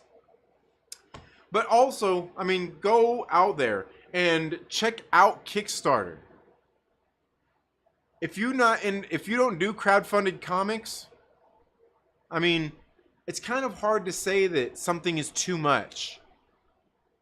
That a book is too much. Because I can tell you there's plenty of creators out there who I see all the fucking time on fucking Kickstarter, Indiegogo, and all this bullshit that charge $25 fucking dollars, $20 for single issue comics. Plus shipping. So don't give me that bullshit for $35 is too much for fucking 96 pages. Don't act like it's a fucking scam. Don't act like this is something unfucking heard of. Because I could sit here all day and pull out fucking example after example after example of books that are way too fucking overpriced. And that's the thing. Like I said, you don't even have to be into crowdfunded comics. Go to your local comic book shop and check out the fucking scam they got going on. And it's not even their fault. It's the publishers. And probably the distributor. Pulling that scammy bullshit, fucking 1 in 50, 1 in 100, 1 in 1,000. Get the fuck out of here. That is a fucking scam, dude. That is a fucking scam. Taking a reprinted comic book, a facsimile comic book, and slapping an acetate cover on it, stapling it on, and getting it graded, and doing a whole bunch of other shit. That is a scam. Selling somebody a 96-page comic book for $35, it's not a scam. It's not even that bad price. And that's the other thing. People always talk about, like, oh, well, you can go get an Image comic one for $10. For one, no, you can't. Show it to me.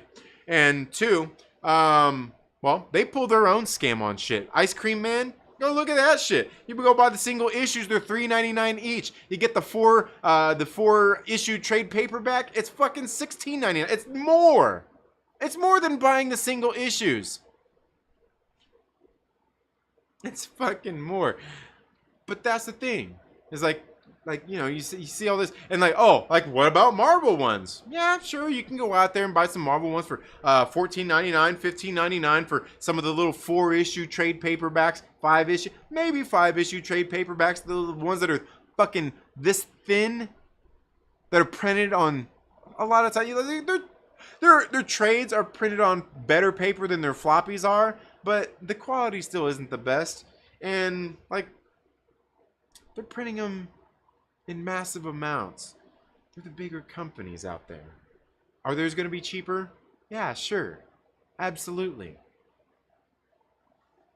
But I could sit here and show you books I actually even enjoy from creators I actually even like, and it's no shade to them. But you can go take a look at Merc Magazine, a publisher I like. All the shit they've been doing, I've been backing every single one of their crowdfunded campaigns. But look, don't sit here and tell me like it's expensive when they've got single issues starting at $10. Then every other variant after that goes to $15, $20, $25 for a single issue of a comic book, plus $8 shipping every single one. So even if you just get the retail variant at $10, you add the $8 to that, that's $18 fucking dollars for a single issue of a comic book. But then by the time you get 4 of them, you're paying $40 for 96 pages. And on top of that, you're paying $8 each time for shipping. That is an extra, yes, $32. Pile that onto the $40 you already paid, you're talking about $72. Nearly $80. It nearly doubled in fucking price.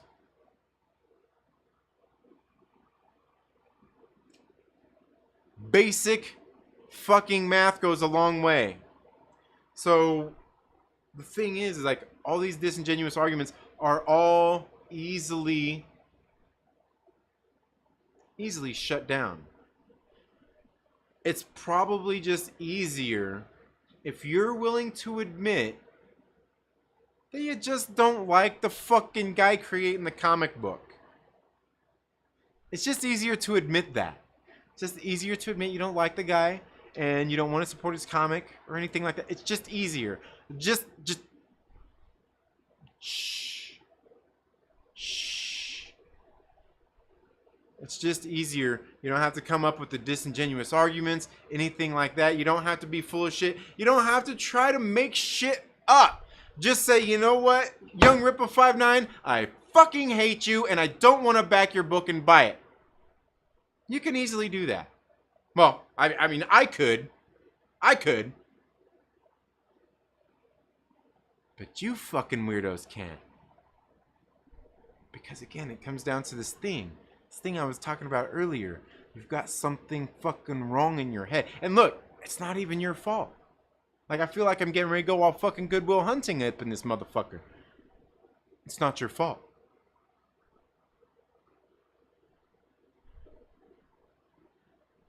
It's not your fault.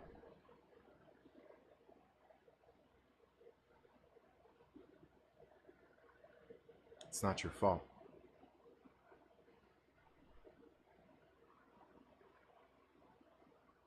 It's not your fault.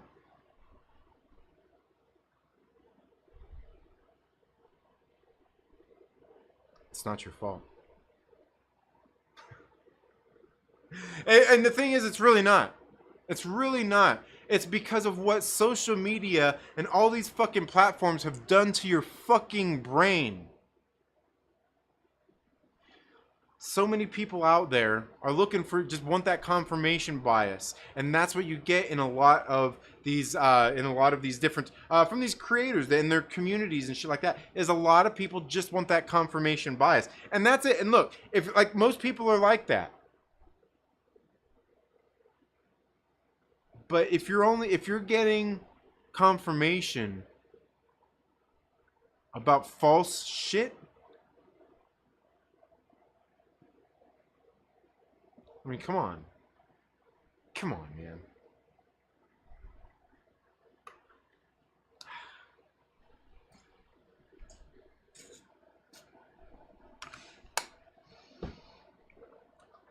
But that's what I get so tired of. Like I said, everybody in like, and again, it's not just with Young Rip and this one thing. It's just so many people out there with all this stuff. And I don't give a fuck which side of whatever aisle you're on with, whatever it is. Like, just stop with the disingenuous bullshit and stop with just stop.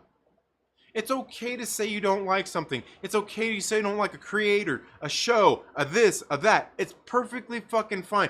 But you don't have to come at it with fucking disingenuous arguments, trying to get into these debates, these debates that are all in bad faith, because all you're really trying to do is get on. And I'm not even saying that all these people are clout chasing. You're just trying to get on with somebody to get them triggered, to try to poke their buttons, to try to get them, to get you to, or to get you to act the way that you want them to, because you don't like them. Just fucking stop, guys. It's okay to admit you don't like somebody and you don't want to support them. Just come out right and say it. You can stop right there. It don't even have to go any further.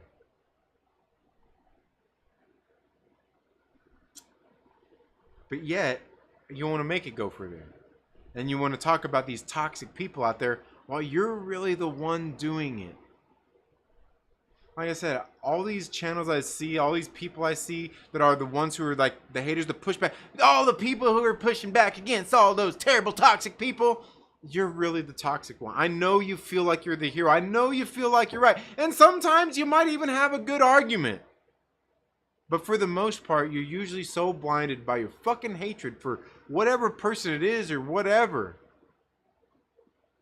that you come in with the bad arguments and you actually believe that shit, and you just gotta stop. Just disengage. Just disengage. Shut the shit off. If you're triggered by what I'm saying, you should probably leave. Why would you want to be here if you don't like me, or you're not, you know what I mean? Like, why would you do that? I'm telling you. It's not your fault. Okay. Okay, where we go? Lord Veedo with a 25-month digital or member super chat says, "Damn, 25 months? Much love, homie." Yes, absolutely, Lord Veedo. One of these days, we're gonna get together, you son of a bitch, and we're gonna maybe drink a little, smoke a little, hang out. We're gonna be in Florida. We're gonna be in Florida next year, Lord Veedo, and I better see your ass. I better see your ass. You better fucking, you better make an effort. Blowing me off is okay. What? Oh, okay. Okay, where are we at here? I don't give a fuck if the comic book is good. I'll definitely check it out. Yeah, absolutely. And that's the thing, like, and that's where I'm at, because like I'm the person, like I said, when it comes to comic books, I read plenty of like all, plenty of the indie comic books and all that shit out there that, I mean, in my estimation, are good comic books. Like, I've read some bad ones, but for the most part, like I said, even seeing, like, all the people out there, all the people out there talking about, oh, all these SJW comic creators and all this and that. Like, look, feel however you want to about it, but I read a lot of these comic books. They have gay characters, and they have just a lot of different shit in them. I can even point to like Bolero. They did some like trans stuff, talking about like the dead name and all that shit. But you know what? Like, honestly, Bolero was one of my fucking favorite comic books this year. The difference is the person writing that, Wyatt Kennedy, is a good fucking writer, and what he wrote in the book is fucking good. And the lesbian stuff, the trans stuff he has in there pertains to the story. It's part of the story. It's not just in there to be like, oh, hey, we're like, this is what we are. Hey, like, and beat you over the head with some message. It wasn't like that. See, a lot of the comic books I read, they do that. They have the diversity and the inclusion, the representation, and the blah, blah, blah, blah, blah, blah, blah. Like I said, Vault Comics, you go check out any of their shit, and like, plenty of that shit there. But again, for the most part, their writers know how to write. The books they put out, they produce good books.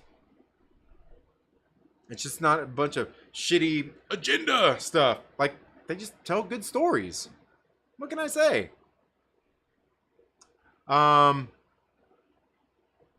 What? Batman is a scam? Yeah, it is. I had to delete all my connections in my phone. What? What are you talking about? What are you talking about? She-Hulk is getting an enchanted suit. Stop it, Brian. We're gonna scammers though winning, writing trash stories that people don't want to buy. And but you know what? Like, I will say I somewhat disagree with the DC and the Marvel thing, writing trash stories, because like, honestly, like, there's a lot of it. Like, a lot of them's not bad. I mean, there's plenty of them out there that aren't bad. They're just not good. They're just not great. Like, there's plenty of them I read, like, they're okay. You know, like, people talk about, like, Jed McKay's Moon Knight series right now. So a lot of people like Jed McKay's Moon Knight. Me, I read it. I'm like, it's not bad. I don't like it. It's all right. You know, people out there like it, but like I said, it's not terrible in any way. It's just doesn't tickle my fancy. Not quite like the original shit did. But, you know, that don't make it bad. It's just my preference is not that. But I think there's a lot out there that they're not even trash. It's just they're just like, eh. Rip Reverse seems straight. Yeah, absolutely. It is. It is. Rip Reverse is straight, man. Check it out. I just updated the app. Get all the books way cheaper now. What app? Who decides what profit margin is best? Well, like if it's like regular retail comics at the shop, that's just what they charge. It's just what they charge. What their cover price. It's the people that are supporting Eric. It's the people that are supporting Eric that people don't like. I see a lot of the angry anti-woke people supporting him, and that's why people are attacking him. Well, for the most part, it's because they don't like him. They don't like him. Now, I will admit, and that's the other thing. There's plenty of his audience that are like the geeks and gamers audience, like the anti-woke people. And yeah, like obviously that's with anything. There's plenty of assholes and shitheads out there, absolutely. And that's in any kind of group. You know, you get, and it doesn't even have to be a group. You get fucking, you know, you go cram 100 people into a fucking auditorium. There's gonna be some assholes in there, fucking plain and simple. But yeah, it's not them. But the thing is, like, and I will say there is that, because one of the things is like when any of these people talk about anything be it on their YouTube channels or Twitter or whatnot, obviously, again, it's a social media thing, is the disconnect there. Everybody fucking dogpiles. Everybody, and that's the thing. Why I say for me, like back in the day, you know, people would fucking be like, "Oh, so and so's talking about you." Like, I don't give a fuck. And like I don't like to dogpile people either. But there's people out there that like, "Oh, so and so made a video talking about this stupid person on Twitter. Let me go on Twitter, sit there and dogpile and tell me how stupid they are." Like, just stop. Just fucking stop. You know, and I'll tell you, they're not telling their audience to. You don't fucking have to, because I will tell you, there's plenty of fucking retarded people who are going to do it anyway, who are watching. Even if you tell them not to, like, don't go do this. Just don't fucking talk to them. What are they? No, don't talk to a person. That means go talk to them. Yeah, absolutely. Absolutely. There's idiots out there. I would hate it if you love to hate me and give me my money. Yeah, but yeah, no, you're not wrong there, Lord Veedo. I will say that like some of the people, absolutely. I mean, I even get on Twitter. I see some people, I'm like, yeah, come on, man. Like, what are you doing? Like, and that's the thing is like, because you can't win for losing. You make the video and say like, look, don't go fucking talk with these weirdos. All they're gonna do is say, even if you have a legitimate criticism, they're just gonna fucking be weird and attack. Like, yeah, like you can't. That's the thing. Like, it's double-edged sword. So do you not make the fucking video talking about some stupid shit? Like, I don't know. Maverick Pilgrim with the $9.99 super chat says, the same reason there is no more originality in media anymore. Fear. But they bet on the wrong horse. Social pressures are not really sufficient to make people consume their crap as they thought it would. Right. Yeah, absolutely. You're fucking 100% right with that, Maverick Pilgrim. And that's really on, I don't care, like, really what side of the aisle you're on with any of that shit. But that's pretty much what it is. That's pretty much what it is. Absolutely. And guys, if you're not already subscribed to Maverick Pilgrim's channel, you gotta go subscribe to his channel. Check out his videos. Check out his shit he's been doing. Absolutely great stuff coming out of my man Maverick Pilgrim. Absolutely. You got to go check out his videos. Two Brothers Comics with a 26-month member super chat. Damn, that's been a while, man. That's been a while. 25 months in the Trailer Park comic community. Oh, you son of a bitch. That's funny. We already went through that earlier. We were already talking about you, Two Bros. We were already talking about you. And definitely, guys, go subscribe to Two Brothers Comics. Their link is down in the description as well. Oh, yeah, I already talked about the community thing earlier. Fucking community. Don't make me sick. Don't make me sick. Fucking community. Fucking community, man. Oh shit, no. That's just funny. That's just funny because I seriously, I was mentioning that earlier. I was mentioning it earlier in the stream about when you guys had fucking Post Malone on your stream about the drip. And no, not that drip, guys. Like that's the name of the new thing. It's drip. But I was talking about that fucking community. I was saying like that dude said community so much I was about to vomit, man. Like seriously. That word's just funny. Community. Oh man. All right. I like the guy Eric July. Seems like a genuine person. Yeah, absolutely, Lord Veedo. And that's the thing for me. Like I like Eric July too. There's a whole lot of those other guys, like I said, that are in like the same community, like the Geeks and Gamers. Like Ryan Kennel, Nerdrotic, that Star Wars girl. Like I like Quarter Black Garrett. What is it? Babyface, isn't that his name? Like I just I don't rock with them. I don't roll with them. I don't watch their videos. I'm not really into their shit. Even if some of the stuff I may agree with them on, I just don't rock with them. And the thing is, like you said, because for me, he's genuine as fuck. He's like, are there times when he gets riled up and starts to be hyperbolic, I guess? Like, yeah, sure. Does he play it up sometimes? Yeah, sure. Most of YouTubers do. But for the most part, he's a genuine guy. I don't really ever see him being what he's not.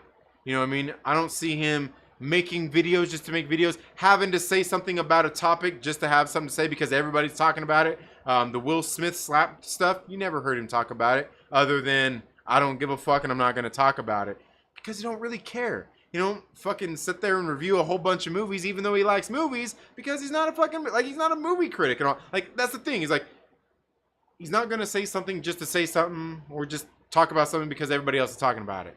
But that's the other thing too, is like, I feel like he is a genuine person. And honestly, me, like most like politically and all that stuff, like a lot of the shit he says, I pretty much agree with. Like, I don't get into all the political bullshit, but he talks everything he always talks about with being an anarcho-capitalist and all that stuff. All the shit he talks about, I'm like, yeah, I pretty much agree. I'm sure if we got down into some political issues, certain political issues and stuff, I'd probably disagree with him on some stuff. But for the most part, like, all the shit that he talks about generally, I'm like, yeah, I pretty much agree and feel the same way. But the other thing is, like, I also do always feel when watching what he's saying and all that shit, like, he is a genuine person. Whether you like what he's saying or not always might be a completely different thing. I said Eric was scamming people. How? This ain't crypto. Right. Yeah. Ranting against it. Yeah, here I am. Like, I keep going. Anti-woke, keep letting folks pull the wool over your eyes. Right. Dude, the people that support this doesn't give a fuck what he puts out. To be honest, I'm pretty sure they're just done with the woke shit in comics. Yeah, well, I was gonna say, and there's certainly plenty of people like that are sick of it. Plenty of people who just want to support him. Plenty of people who just want to check out his there's plenty of people in every pool there is. And are there plenty of people who are just tired of the woke shit? Yeah, sure. I'm sure there's plenty of people that back it for that. But like for me, I like comics. I like Young Ripper 59. I want to support him and see his fucking new company succeed. And not just because I like the guy. Like I was even saying that before too. Like one of the things like the guy was talking about on the stream today, but I've even said it on fucking Twitter. If the book comes in and I get it and I don't like it and I think it sucks, I'm not gonna say it sucks. I'm gonna say, you know what, that guy, I'm not really feeling it. Is it the art? Is it the storytelling? You know, is it the colors? Is it the letters? Like, what is it? Like, I'll tell you all that shit. I'm not gonna sit here and fucking act like it's the best book ever in the fucking world just because I like fucking Young Ripper 59 and I support him. Why would I do that? I mean, it makes no sense. Now, I know there's plenty of people, oh, well, we know why you do it. You do it to, you know, to brown nose and, for, you know, like clout chasing or whatever, and like to get in on his good side. Like, I think he would be pissed off at me if I didn't like his comic. I mean, would he take it personal? I doubt it. I doubt it. I mean, he might take it personal if I don't like his comic, but chances are, if I don't like the comic and I come out and I say and I have pretty good arguments or a good reason why I don't, he'd probably be like, well, fuck, you can't win them all, you know? But yeah, I'm sure there's a lot of people like supporting it, but that's like all like any crowdfunding comics, but a lot of that kind of stuff anyways. People have different reasons. Yeah. People, yeah, the anti-woke people like heavy right wing. Check him out. He's a cool guy. Yeah. Well, and that's the thing is because he's not even conservative. He's not even Republican or anything. He's libertarian, but I mean anarcho-capitalist. But yeah, like I said, I mean, I would say that people who are more conservative definitely follow him more than people who aren't. Definitely more than liberals. The liberals who following him aren't following him because they like him. What is anti-woke? Asleep? No. Well, it's a hijacked word, to be honest with you. I want you to help me run my small biz. Yeah, maybe. Asleep, that's where the term woke comes from. Yeah, but I mean, technically, yeah. I also didn't like, I honestly don't like woke people or woke movements, but I'm not going out of my way to watch them and talk about them. I'll just do the same thing I did for Batwoman and just not watch it. Yeah, absolutely. That's that simple. Sometimes how people can make videos about how much they hate a certain thing, but yet continue to watch the stuff they talk shit about. Yeah. And a lot of them do it for content. Yeah, I can't do it. I get why people do it, but yeah. That if you don't like it, look away. Yeah, absolutely.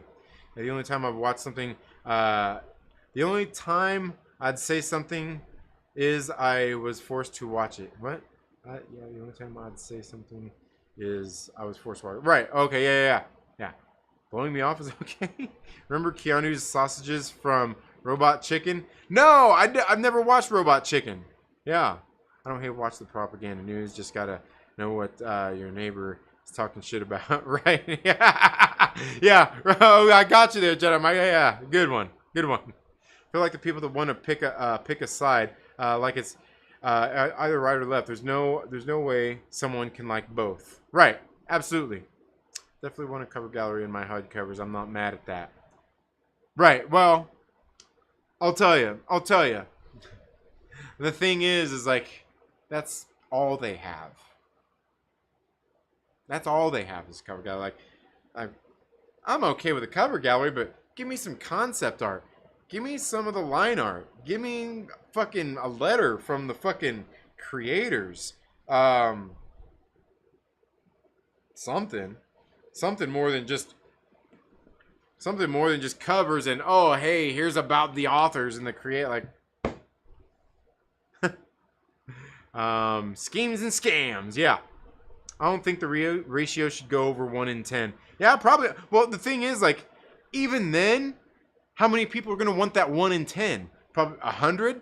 100 people want the 1 in 10, so then you still got to order. You know what I mean? Like, you still got to order, all that many books. I low-key don't even know what you're talking about. What's the difference between ratios? Well, it's how many comics basically a shop has to order before they get the one issue. So to get a 1 in 100, you have to order 100 issues of this specific book to get one of these copies. Yeah. A 1 in 10 was tough to pull in the early days. Now it's out of hand. Everything should be open order, and a 1 in 10 tops. Just my opinion. Yeah. I can understand that. Yeah. Well, DC still can't sell 10,000 copies with their scam covers included. I mean, on some of them they do. Stores have to order huge amounts for one variant that is unlocked at a certain number of buys from the shop. Yeah. There you go. Yeah. Peace and Air Spider, they have to sell a certain amount of issues to unlock a new skin. Basically, yes. Basically. Like some EA shit, yes. Yeah, so they can bury themselves easily trying to keep up. Right, exactly. But that's why they'll typically like, and that's the only thing I don't know. I was gonna reach out to my local comic book shop and ask them that, like, how much do you guys? And I was gonna tell them, like, it's not for me. Like I'm gonna try to hassle you over the books, but how much do you pay for that 1 in 100 issue? Do you just pay the normal like $3.99 or whatever their regular like price is for the book, or do they have to pay the higher price too? That's what I don't know. Maybe Air Spider knows. Younger son causing trouble. Not you. All right, Daniel Fisher. Have a good one, man. So shops are stuck with whatever they order. Yeah.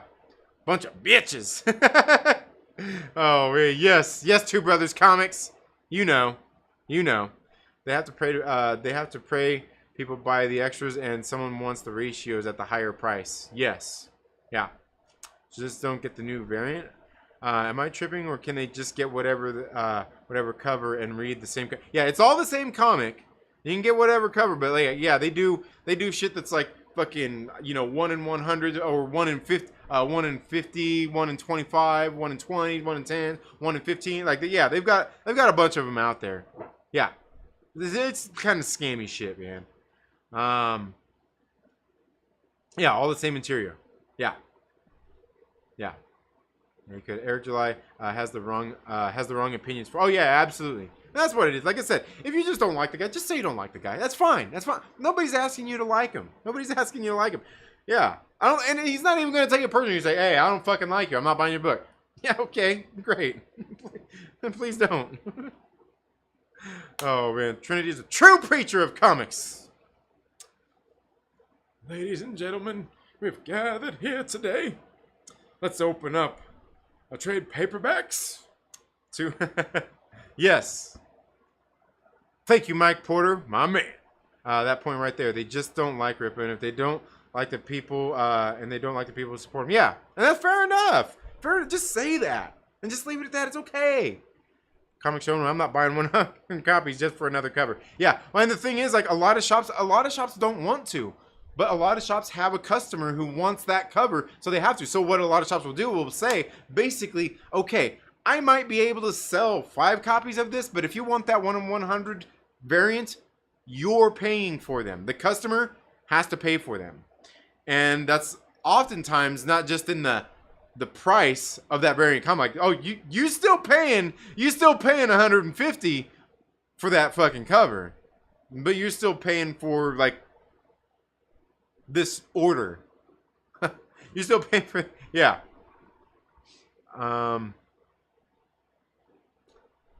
Yeah, you would, yeah. The more you say it's not my fault, I feel like it is, right?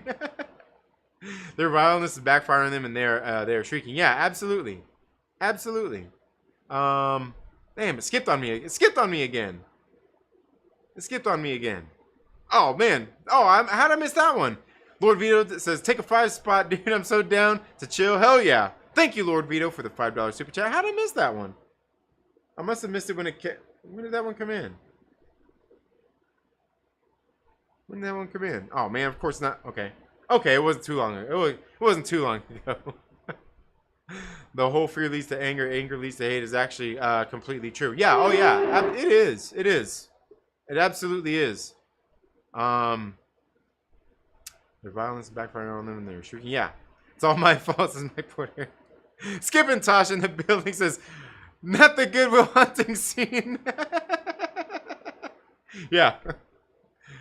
Oh, it's more than just the social medias. Yeah, I mean it is. It is. I mean, it is. I mean it is more than the social media. And well, I think I think the pandemic was kind of the perfect storm to add to all that too.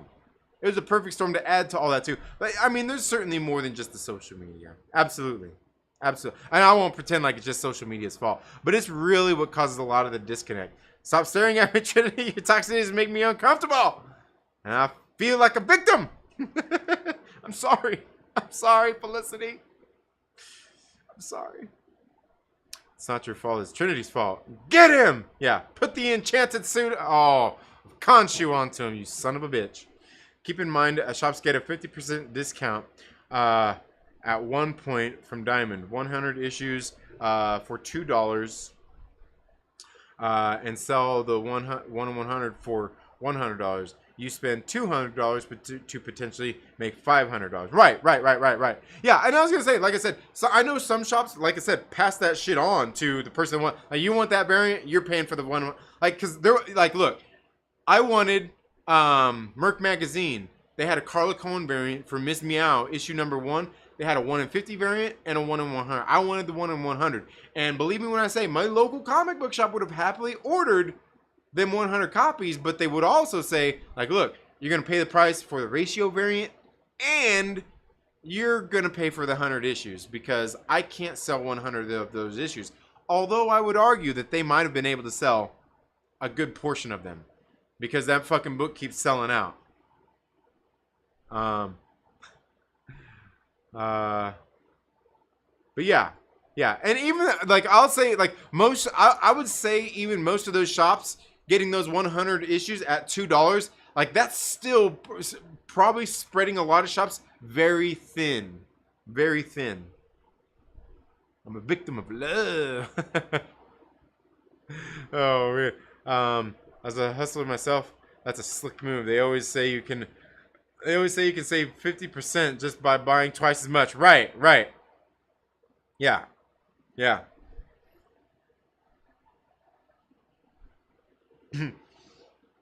Jedi Mike says, Felicity, it's amazing to confront Trent head on. I finally got my Manhawk card. Oh man, that's funny. Let's take Trin to Mulino. Oh no, okay, let's do it. He wants to see your ass. Make sure you do squats and shave. Oh man, that's funny. Yes. Yeah, it's a hustle from the publisher. Goes with weed. Buy an eighth for 40, but buy an ounce for $2.25. Buy more and you get. Yeah, absolutely. Yeah, I know the game. Yeah, I think that's too fancy for me. Yes. Oh, is it? It's too. Okay, is it too fancy for me? It might be. My biggest issue is when the gay characters are the only couple making out on every panel, and other characters never do. Seems odd. Yeah, absolutely. And me again, I'm kind of in the same. But like, I just don't need to see. I don't want to see I want to see the superheroes fucking kicking ass and taking names. You don't have to put them kissing or fucking or anything like that for me to get to know that this guy loves that guy or this guy loves that woman or this woman loves that woman. Like I don't need to see them sleep together, kiss, or any of that shit. I just don't need to see it. I don't need to see it. Turner's wife deserve the best. Let the kids hang out at the pool. What are we talking about? Yeah. Okay. So it's not that fancy. Lord Ria says, Eric Guapo, who might you be? Oh, Eric. Yeah, he comes around every now and again. He's actually local. He's actually local to me here. We haven't met yet. Eric, but we will. Oh man, I know everyone. Yeah, interesting that Guapo knows who I am. Yeah. Yes. Yeah, Eric gets around. I think he's like me. He lurks a lot. So never buy what you can't sell. Never buy on a what if basis. Yeah, absolutely. Would have been 55 and 8th plus taxes.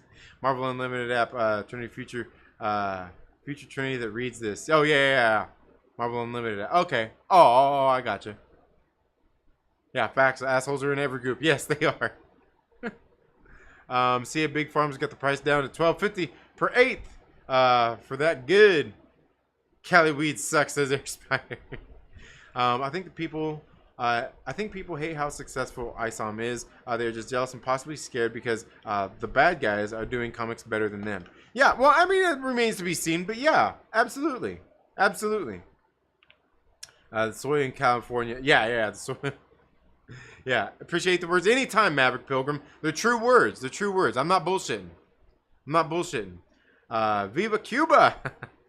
I've been abused by Cali my whole life, and now get to cut ties completely. I love it. Oh, man. Some of them two brothers, I totally thought I was already. Oh, yeah. Two brothers? Yeah, they're great. Yeah. What, no love for Posty? Oh, Post, yeah. Yeah, the Post. I say you look like Post Malone. I know his Team Trinity. Those are good people. Oh, with the drip? Yeah. I don't know. I don't know. I just seen the guy on it. I seen him on. I'm like, fucking Post Malone. This guy's fucking Post Malone. Yeah, same way I can agree with some of those channels, Geeks and Gamers people, but the main reason I don't watch them because it's always the same angry shit over and over again. Yeah, absolutely. Yeah, and a lot of them, I don't even think they're bad people. I just don't like a lot of their shit. And look, I don't think there's any of those fucking guys that I don't watch their shit that are gonna be butthurt or upset because I don't watch their shit. They're probably be like, hey, like, at least you don't have to come watch my shit and fucking hate watch it and leave a bunch of stupid fucking bunch of stupid comments. And then everybody gets mad at you and you say, oh, people attacked me. Oh, man. Derek and Smithy are kids from here, and Post is taking them around the world. I get an inside view. Nice. Post, that's funny. You're calling him Post now.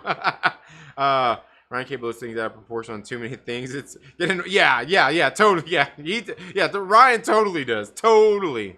Want to know who I want to support more? Todd McFarlane. They need to bring Spawn back with a vengeance. I mean, Spawn, like at my local comic book shop when we're doing the pull list, like there's a lot of people who pull every Spawn book just because they're still $2.99.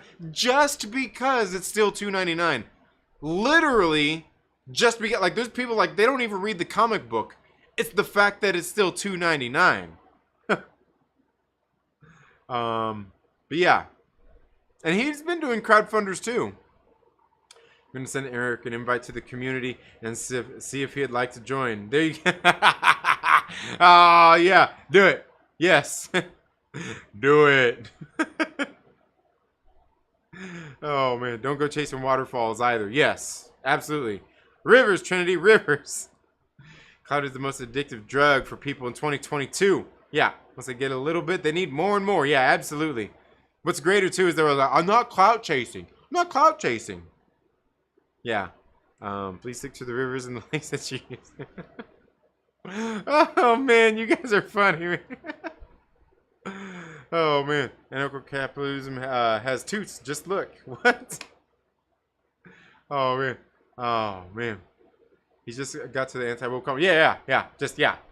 30 minutes behind is a way of life. It is. For all of us. Look, y'all stop commenting just because I'm so far behind. Yeah. You must be feeling good. You're going late tonight. I know. I am, Mike Porter. I am feeling. You know what it was? It was probably that protein shake. You know what? And that's another thing. We're getting into some health shit now.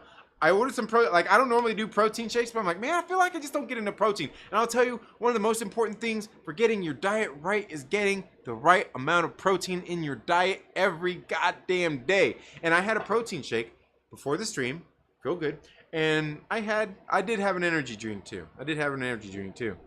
Oh, now Lord Veedo's shoving his hot dog in my face with a $1.50 super sticker. He sent me a hot dog. No, I'm not. I was getting ready to do something. I'm not doing it. No ratios are supposed to be free or just unlocked and sent with your orders. I swear they get the ratios free. I could be wrong. Yeah, I was gonna say I'm gonna have to ask my local the shop that I go into, because like they'll be honest with me, and I'm gonna tell like, look, it's not because I want to negotiate the fucking price or anything like that. None of that.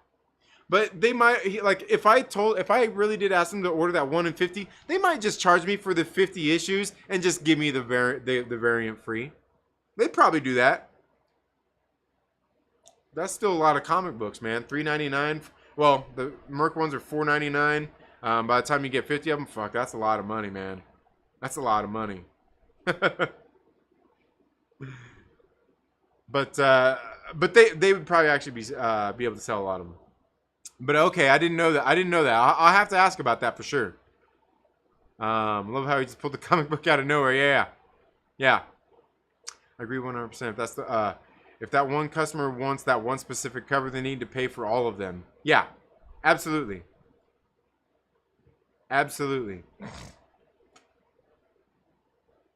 Skip, Mike. That's a special Grizzly Super Sticker variant. There you go. I want $1 newsprint comic books back. Love those days. You know, well, I'll tell you. You know what? There's actually some creators out there. You can go back. And I've done some videos here on the channel. Go back. It's Sigma Comics. They do a comic book called Calico, or Here Comes Calico. Go check them out. They do the old school newsprint style books. They're in color and shit, but it's on the old school print. Definitely worth checking out. And the books are pretty good too. The books are pretty good. I like what they're doing over there. Glizzy. Oh, that's a special Glizzy. I said a Grizzly. Yeah, Glizzy Super Sticker variant. Yeah, Glizzy chat. I just been going all Gaston and eating a dozen eggs a day. Whew, man, that's rough. That's rough, man. That's a lot of eggs. I usually have 3 eggs with my breakfast. Usually 3 eggs. Yeah, that's a lot, man. That's a lot. Let's see. Brian Mccann says the geek comic characters love their protein straight from the house. So. Oh, Brian McCann, you're terrible. You're terrible. You're one of those toxic people out there they talk about. My shop would just ask me to pay for the issues at cost and give them to me. Give all the covers to you. They might though. I like my local comic book shop. They probably would too, because like. Well, I mean, I go in there and I help them and all that shit, and they're fucking cool anyway. But yeah, mine probably too. And that's why I say I want to go ask them, like, look, I'm not trying to negotiate. I just want to know for a video. I'm gonna ask them. Self-publishing newsprint from your home ASAP. Yeah, there you go. Hot dogs are sandwiches. Are they though? Are they? I don't know. Lucas Texvenger, I'm back. Yeah, and I'm still going. Yeah, I'm caught up. Yeah. Stop chatting so I can catch up. That's terrible. There's nothing worse. I know. And you know what? It's because I'm terrible. And I apparently can't keep up with the chat. With like, look, we got like 5 people. There's only like 5 people commenting. I can't even keep up with like 5 people commenting. And look, and there's 15 people. It says there's 15. How come the other 15 of you aren't? How come the other 10 of you aren't commenting? I expect one comment. I expect comments from 15 different people in the comment section right now. And if you're not gonna leave a comment, you got to send a super chat. Pizza are open face sandwiches, family style. Oh, ooh, yeah, maybe so. Or are they just open face tacos? I don't know. The ocean is soup. Oh man. No. Although I do like sushi. Oh, Texvenger, you son of a bitch. Community. I want to do. Maybe I need to make a video like that where, what was that on Zoolander? God, what was that? The hypno video they do with it, Happy. Happy. Isn't that what it was? Happy. Ah. But 23 likes. Hey, there we go. There we go. Jared Dyer with the 5-month members chat says, I'm lurking and gaming. Love this community. Oh, I should have never said anything about the community thing. You know what? I love communities. I love the word community. You know what? I'm glad to be part of a community. You know what? And my favorite community is definitely comics community. I love it. Of being part of the community. You know my other favorite community? No. I almost said it. No. The community greater than family. Oh, damn. Damn. The ocean is salty, fishy, body infested soup. Yeah, definitely. Yeah, I like to stream twice. Damn it. Oh, man, y'all are cracking me up. All right. But seriously, okay. Yeah, lurking. Everybody's lurking. Okay, let me see. Since I said that, how many people, like, we haven't had that many people chat yet. There's a lot of you out there that owe me a chat. And the chat's there. Just one little look. Just do what everybody does. Like, I remember when I used to get on Facebook and we was in this the community post. It was like the community scanner page. When somebody wanted to follow a story, they would just go in there and put a period. And of course, there was this other smart ass motherfucker. Every time somebody would go do that, he would put up a picture of or a gif of period panties, and I'm just like, just making fun of people because it's like they put period in there, just like so they can follow the comments or whatever. Like, community. Yeah, the ocean is more like gumbo in that case. There you go. Oh man, them YouTubers that are always talking about, we are the best family on YouTube. Right. And it's not even that. Like look. It's just the word. It's just the word community, man. Like, come on, man. I don't know. We can call each other family. We can do all that. But like, I don't know, the community. It just gets me. It gets me every time. But the thing is, like, no, like on a serious note though, like, I do like the people. People that come and hang around. I mean, not only in our community here, but in plenty of other communities. But that's just me, man. Like I'm one of those people. And that's the other thing is, like, when it comes to stuff, like, I like just people. Even people I don't like, I like them.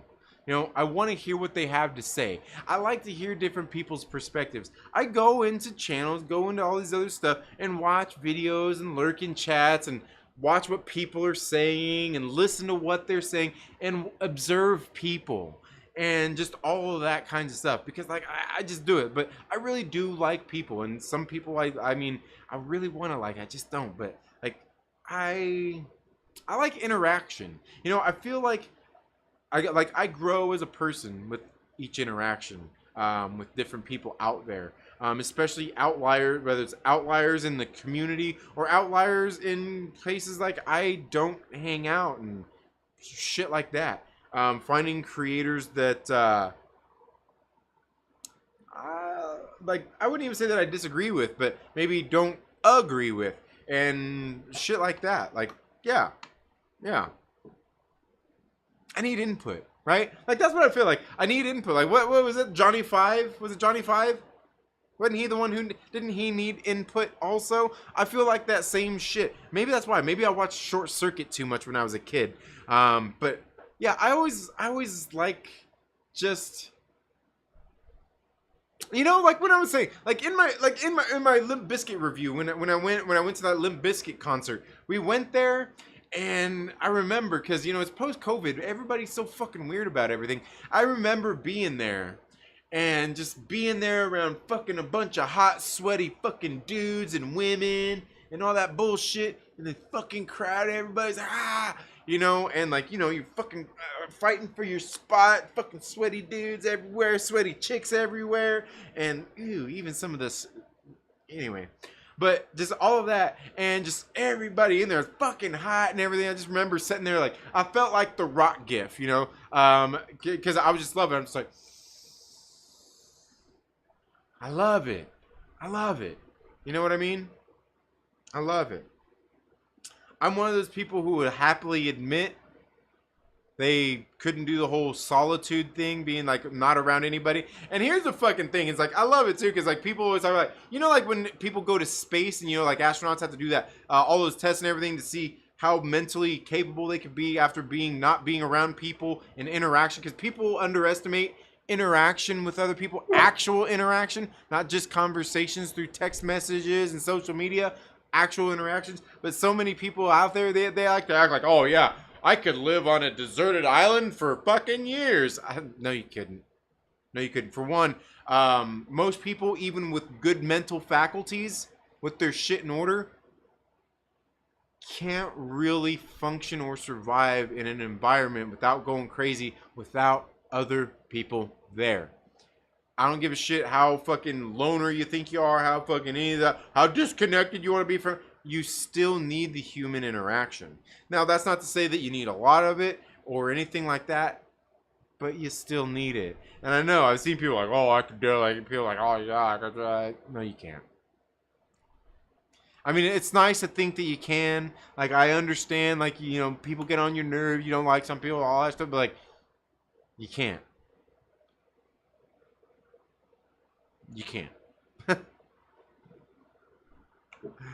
Oh, aren't we trailer trash? Yes. Oh, now we got Trinity unable to not say community. Community, right?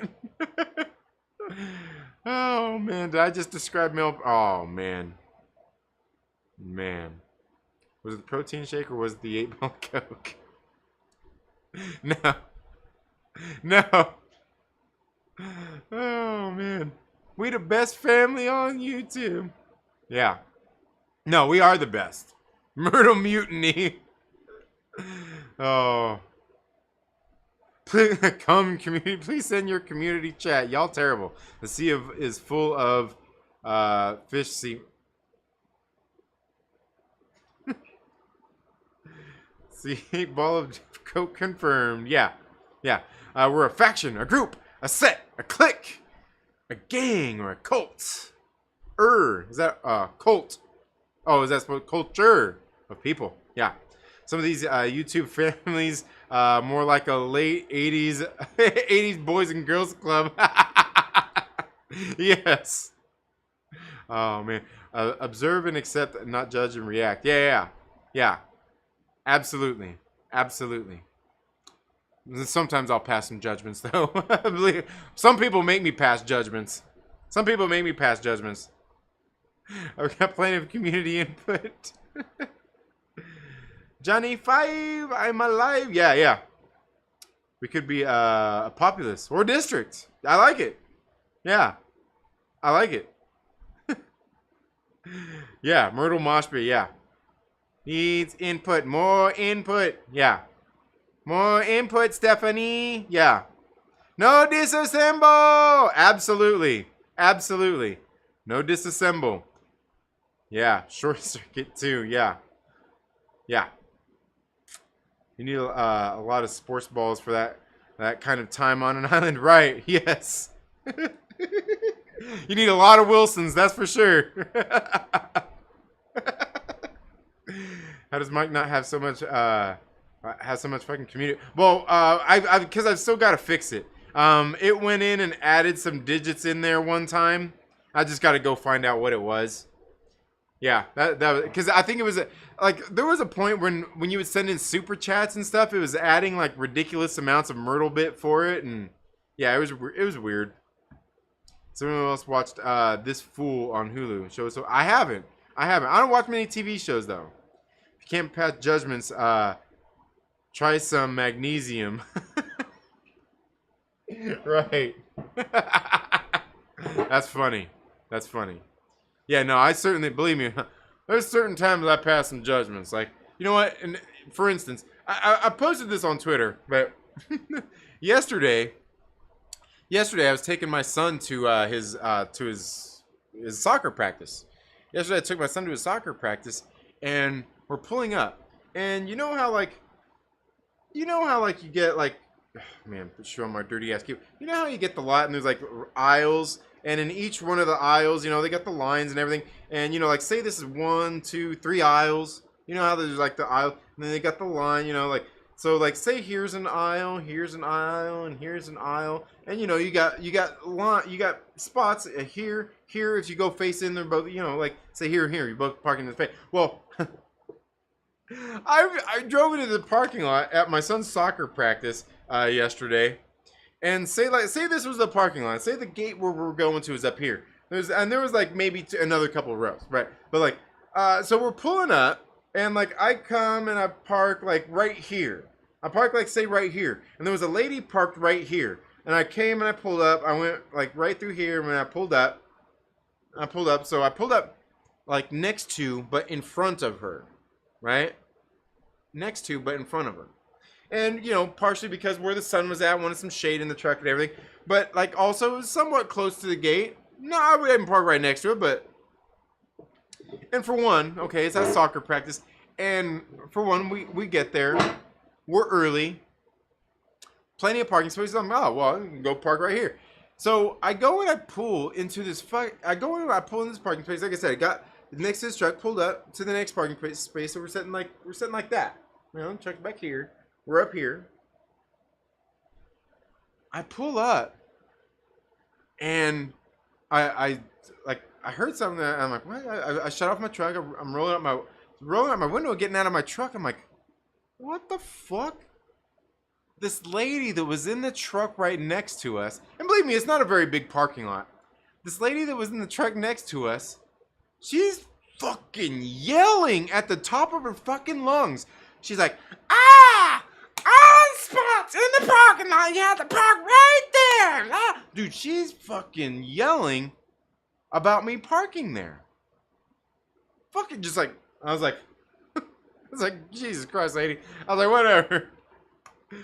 She's fucking sitting there yelling because I parked, because of where I parked at. And like, and she knows I can hear her. Fucking windows are down. My window was down. She knows I can hear her. She goes, she starts her truck,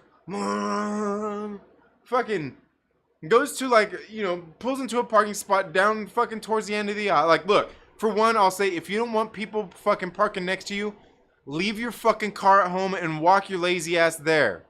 Or park clear at the fucking back of the back of the parking lot, where all the fucking lazy people don't want to park. Or park out on the fucking street. But she fucking starts yelling. She starts her fucking gas guzzler. Like, look, you can't tell me that shit's not a fucking 8-cylinder. She fucking starts her truck up. Fucking moves into this different spot. Like we're here again. She fucking comes clear over here. She parks. And she's still fucking yelling. She's still fucking yelling. And I can still hear her. I'm getting out of my car. Because I was gathering my shit. She's still fucking yelling when she pulls into the fucking spot. And so she's sitting there yelling. I'm like, Jesus Christ, man. So she was sitting there yelling, and she's like being like, she's trying to be rude, obnoxious, and fucking whatever. Like she owns the fucking parking lot or whatever. Like I'm not gonna say nothing. Like she like I can't hear her. Like I'm just gonna be, this woman's saying stuff, and I'm one of these little fucking panty waist fucking assholes. Like most of these men out there that won't say nothing. You got the wrong fucking guy, bitch. I got out of the truck. I looked, she was still fucking yelling. I said, God damn, that fucking time of the month or what? And she's just fucking going on and on and on and on. Yelling. Fucking screaming. And like I'm walking around the front of my truck, and I'm like, God damn, man. I'm going to get my son out. I get my son out, you know, we're getting our shit, and we're getting out, and she's still yelling. I'm telling you, she was probably yelling for, well, a good 3-4 minutes. I don't know, it was probably about that long. She's still fucking yelling about this spot. So I just said, hey, you need to change that tampon, man, because toxic shock is a real fucking thing. And we just walked the fuck off and went in. And then I'm sitting there at my son's practice, reading my comic book, because they're getting ready to practice, and so I'm set up there and reading my comic book and shit, and I look up and I see them getting out of their vehicle, and she had her fucking daughters in there with her. She had her fucking daughters in there. Like, at that point, like, I just felt bad for the kids. I'm like, you poor girls. I hope you don't end up like this. Your mother is fucking unhinged. Yelling at motherfuckers because they parked next to her in a fucking public parking spot? Especially where we live? Like, look, I'm not gonna act like we live in the worst fucking place in the world, but, bro, don't act like there's not some people out there who wouldn't just fucking straight. Where we live at, it's not the best, okay? It's not the worst either. But I won't don't act like there's not people in our community here where we live at, in this fucking town, that won't quickly pull on a gun on your ass and just start fucking shooting. Like, there was just some people not too long ago, these fucking people in a fucking car chase. They fucking shot a baby through the fucking car. They knew the fucking baby was in the car. And you're gonna come unhinged on your fucking rag because somebody parks next to you in a public fucking parking lot. And I was just like, God damn, man. Like, I don't know, man. Like, you're unhinged, lady. And I feel bad for your kids. And believe me, I'm not short of being an asshole plenty of times, but god damn, man, like, fuck. It's pretty crazy. Oh, man. Perpendicular. She needs to vape more. Jeez. Who needs to vape more? Nick Wilson in the house. How are you doing? Sounds like a Texas Karen. Yeah. I'm telling you, dude. Like, I'm like, dude, like, what? When she started yelling, like, I was laughing. I was fucking laughing. Then she kept going on. Like, Jesus Christ. Like, you gotta be on your rag or something for that shit. Yeah. I would have taken her around with a series of devastating roundhouse kicks. Right. Oh man, or lost her favorite memory. Oh man, sexually. What did I miss? Are you and Ripper at odds? No. You have to rewind. You have to rewind and see what went over. We were going over some of the disingenuous arguments that people have for his comic book. Oh. Roadhouse is my... Oh, and yeah, I was gonna say, no, Alloys, you'll have to go watch the short that I made earlier. You have to go watch the short that I did here on the channel. A bunch of people have been watching it. That's why I fucking hate... I did this short making fun of this guy who was mad at Young Ripper for his comic book. I did this short, and I shared it.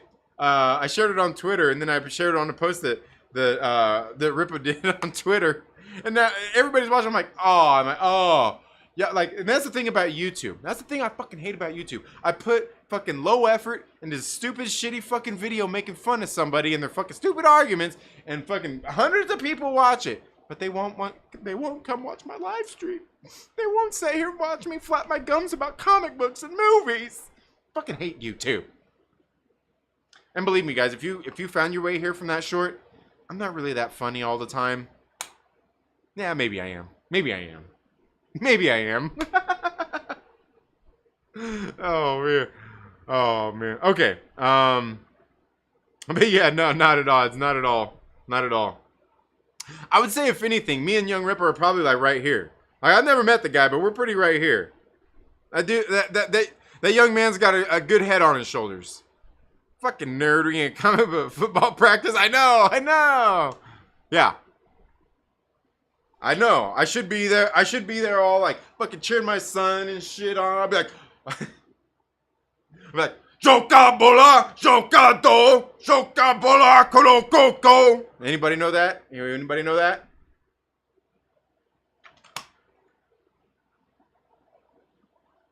Oomba bara oomba. Yeah.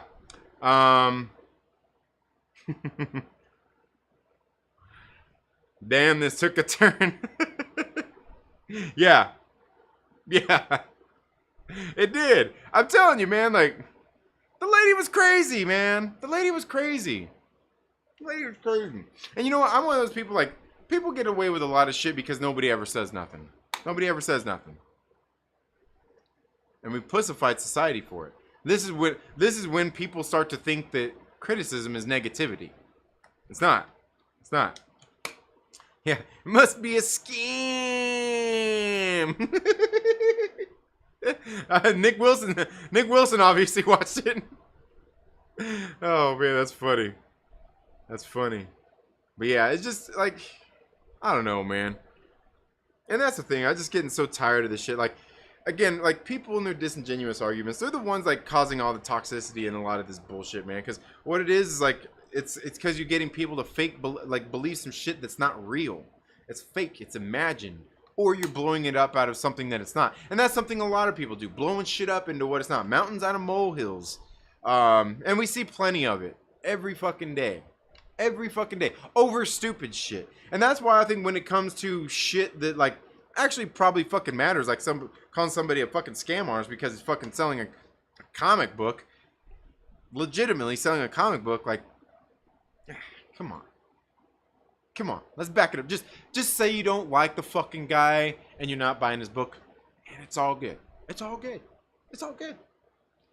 You don't have to make. Yeah, we went over that. We went. You know. Yeah. Apex Comics in the building. How are you doing? I know I'm going late tonight. Fuck, it's almost 11 o'clock. Holy shit. Of course, everyone in this community watched that short. Oh, you son of a bitch. I'm never going to get away from the community. Never going to get away from the community. Oh, man. What happened to my thing, man? Ah. What happened there? My shit broke. I'm going to return it to Amazon. Tell them they need to give me a new one. Look at that. Man.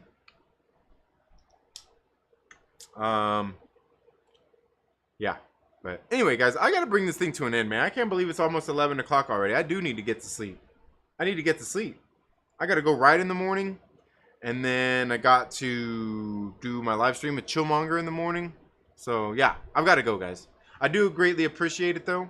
I appreciate all of you being here. All of the member chats sent in. Jared Dyer, Mike Porter, Two Brothers Comics, Lord Veedo for the super chats as well. Maverick Pilgrim with the super chats. Greatly appreciate you all. Mike Stanshill Porter. Got some super chats in there. Polyhedral Paradise. Man, we got quite a bit today. Yeah. Did pretty good today. Man. Y'all crazy.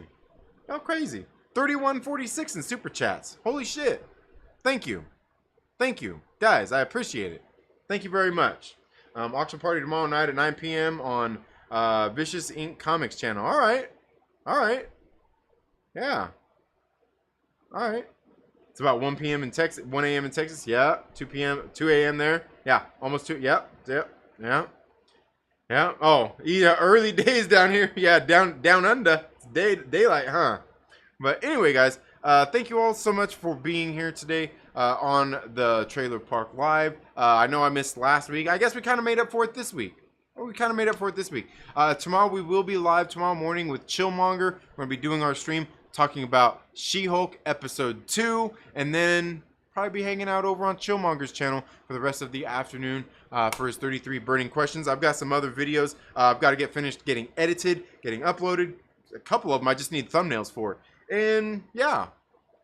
Thank you so much for being here. Again, shouts out to all of the Myrtle Maniacs. Shouts out to all of you guys watching. Thank you to all of our new channel members, to all of our new channel subscribers, to Random Brad Creative for the $3 super sticker. Thank you all so much, and you all have a very good day. Have a great rest of your night. have a great rest of your morning. Have a great rest of your day, Random Bread. And everybody else, thank you so much for being here. Don't forget to like the stream, share it out with all your friends, and tell them to come hang out here at the 2nd Street Marvel, where it's going to be honest with you about my shit. You all have a good day, and we'll see you tomorrow morning. Later.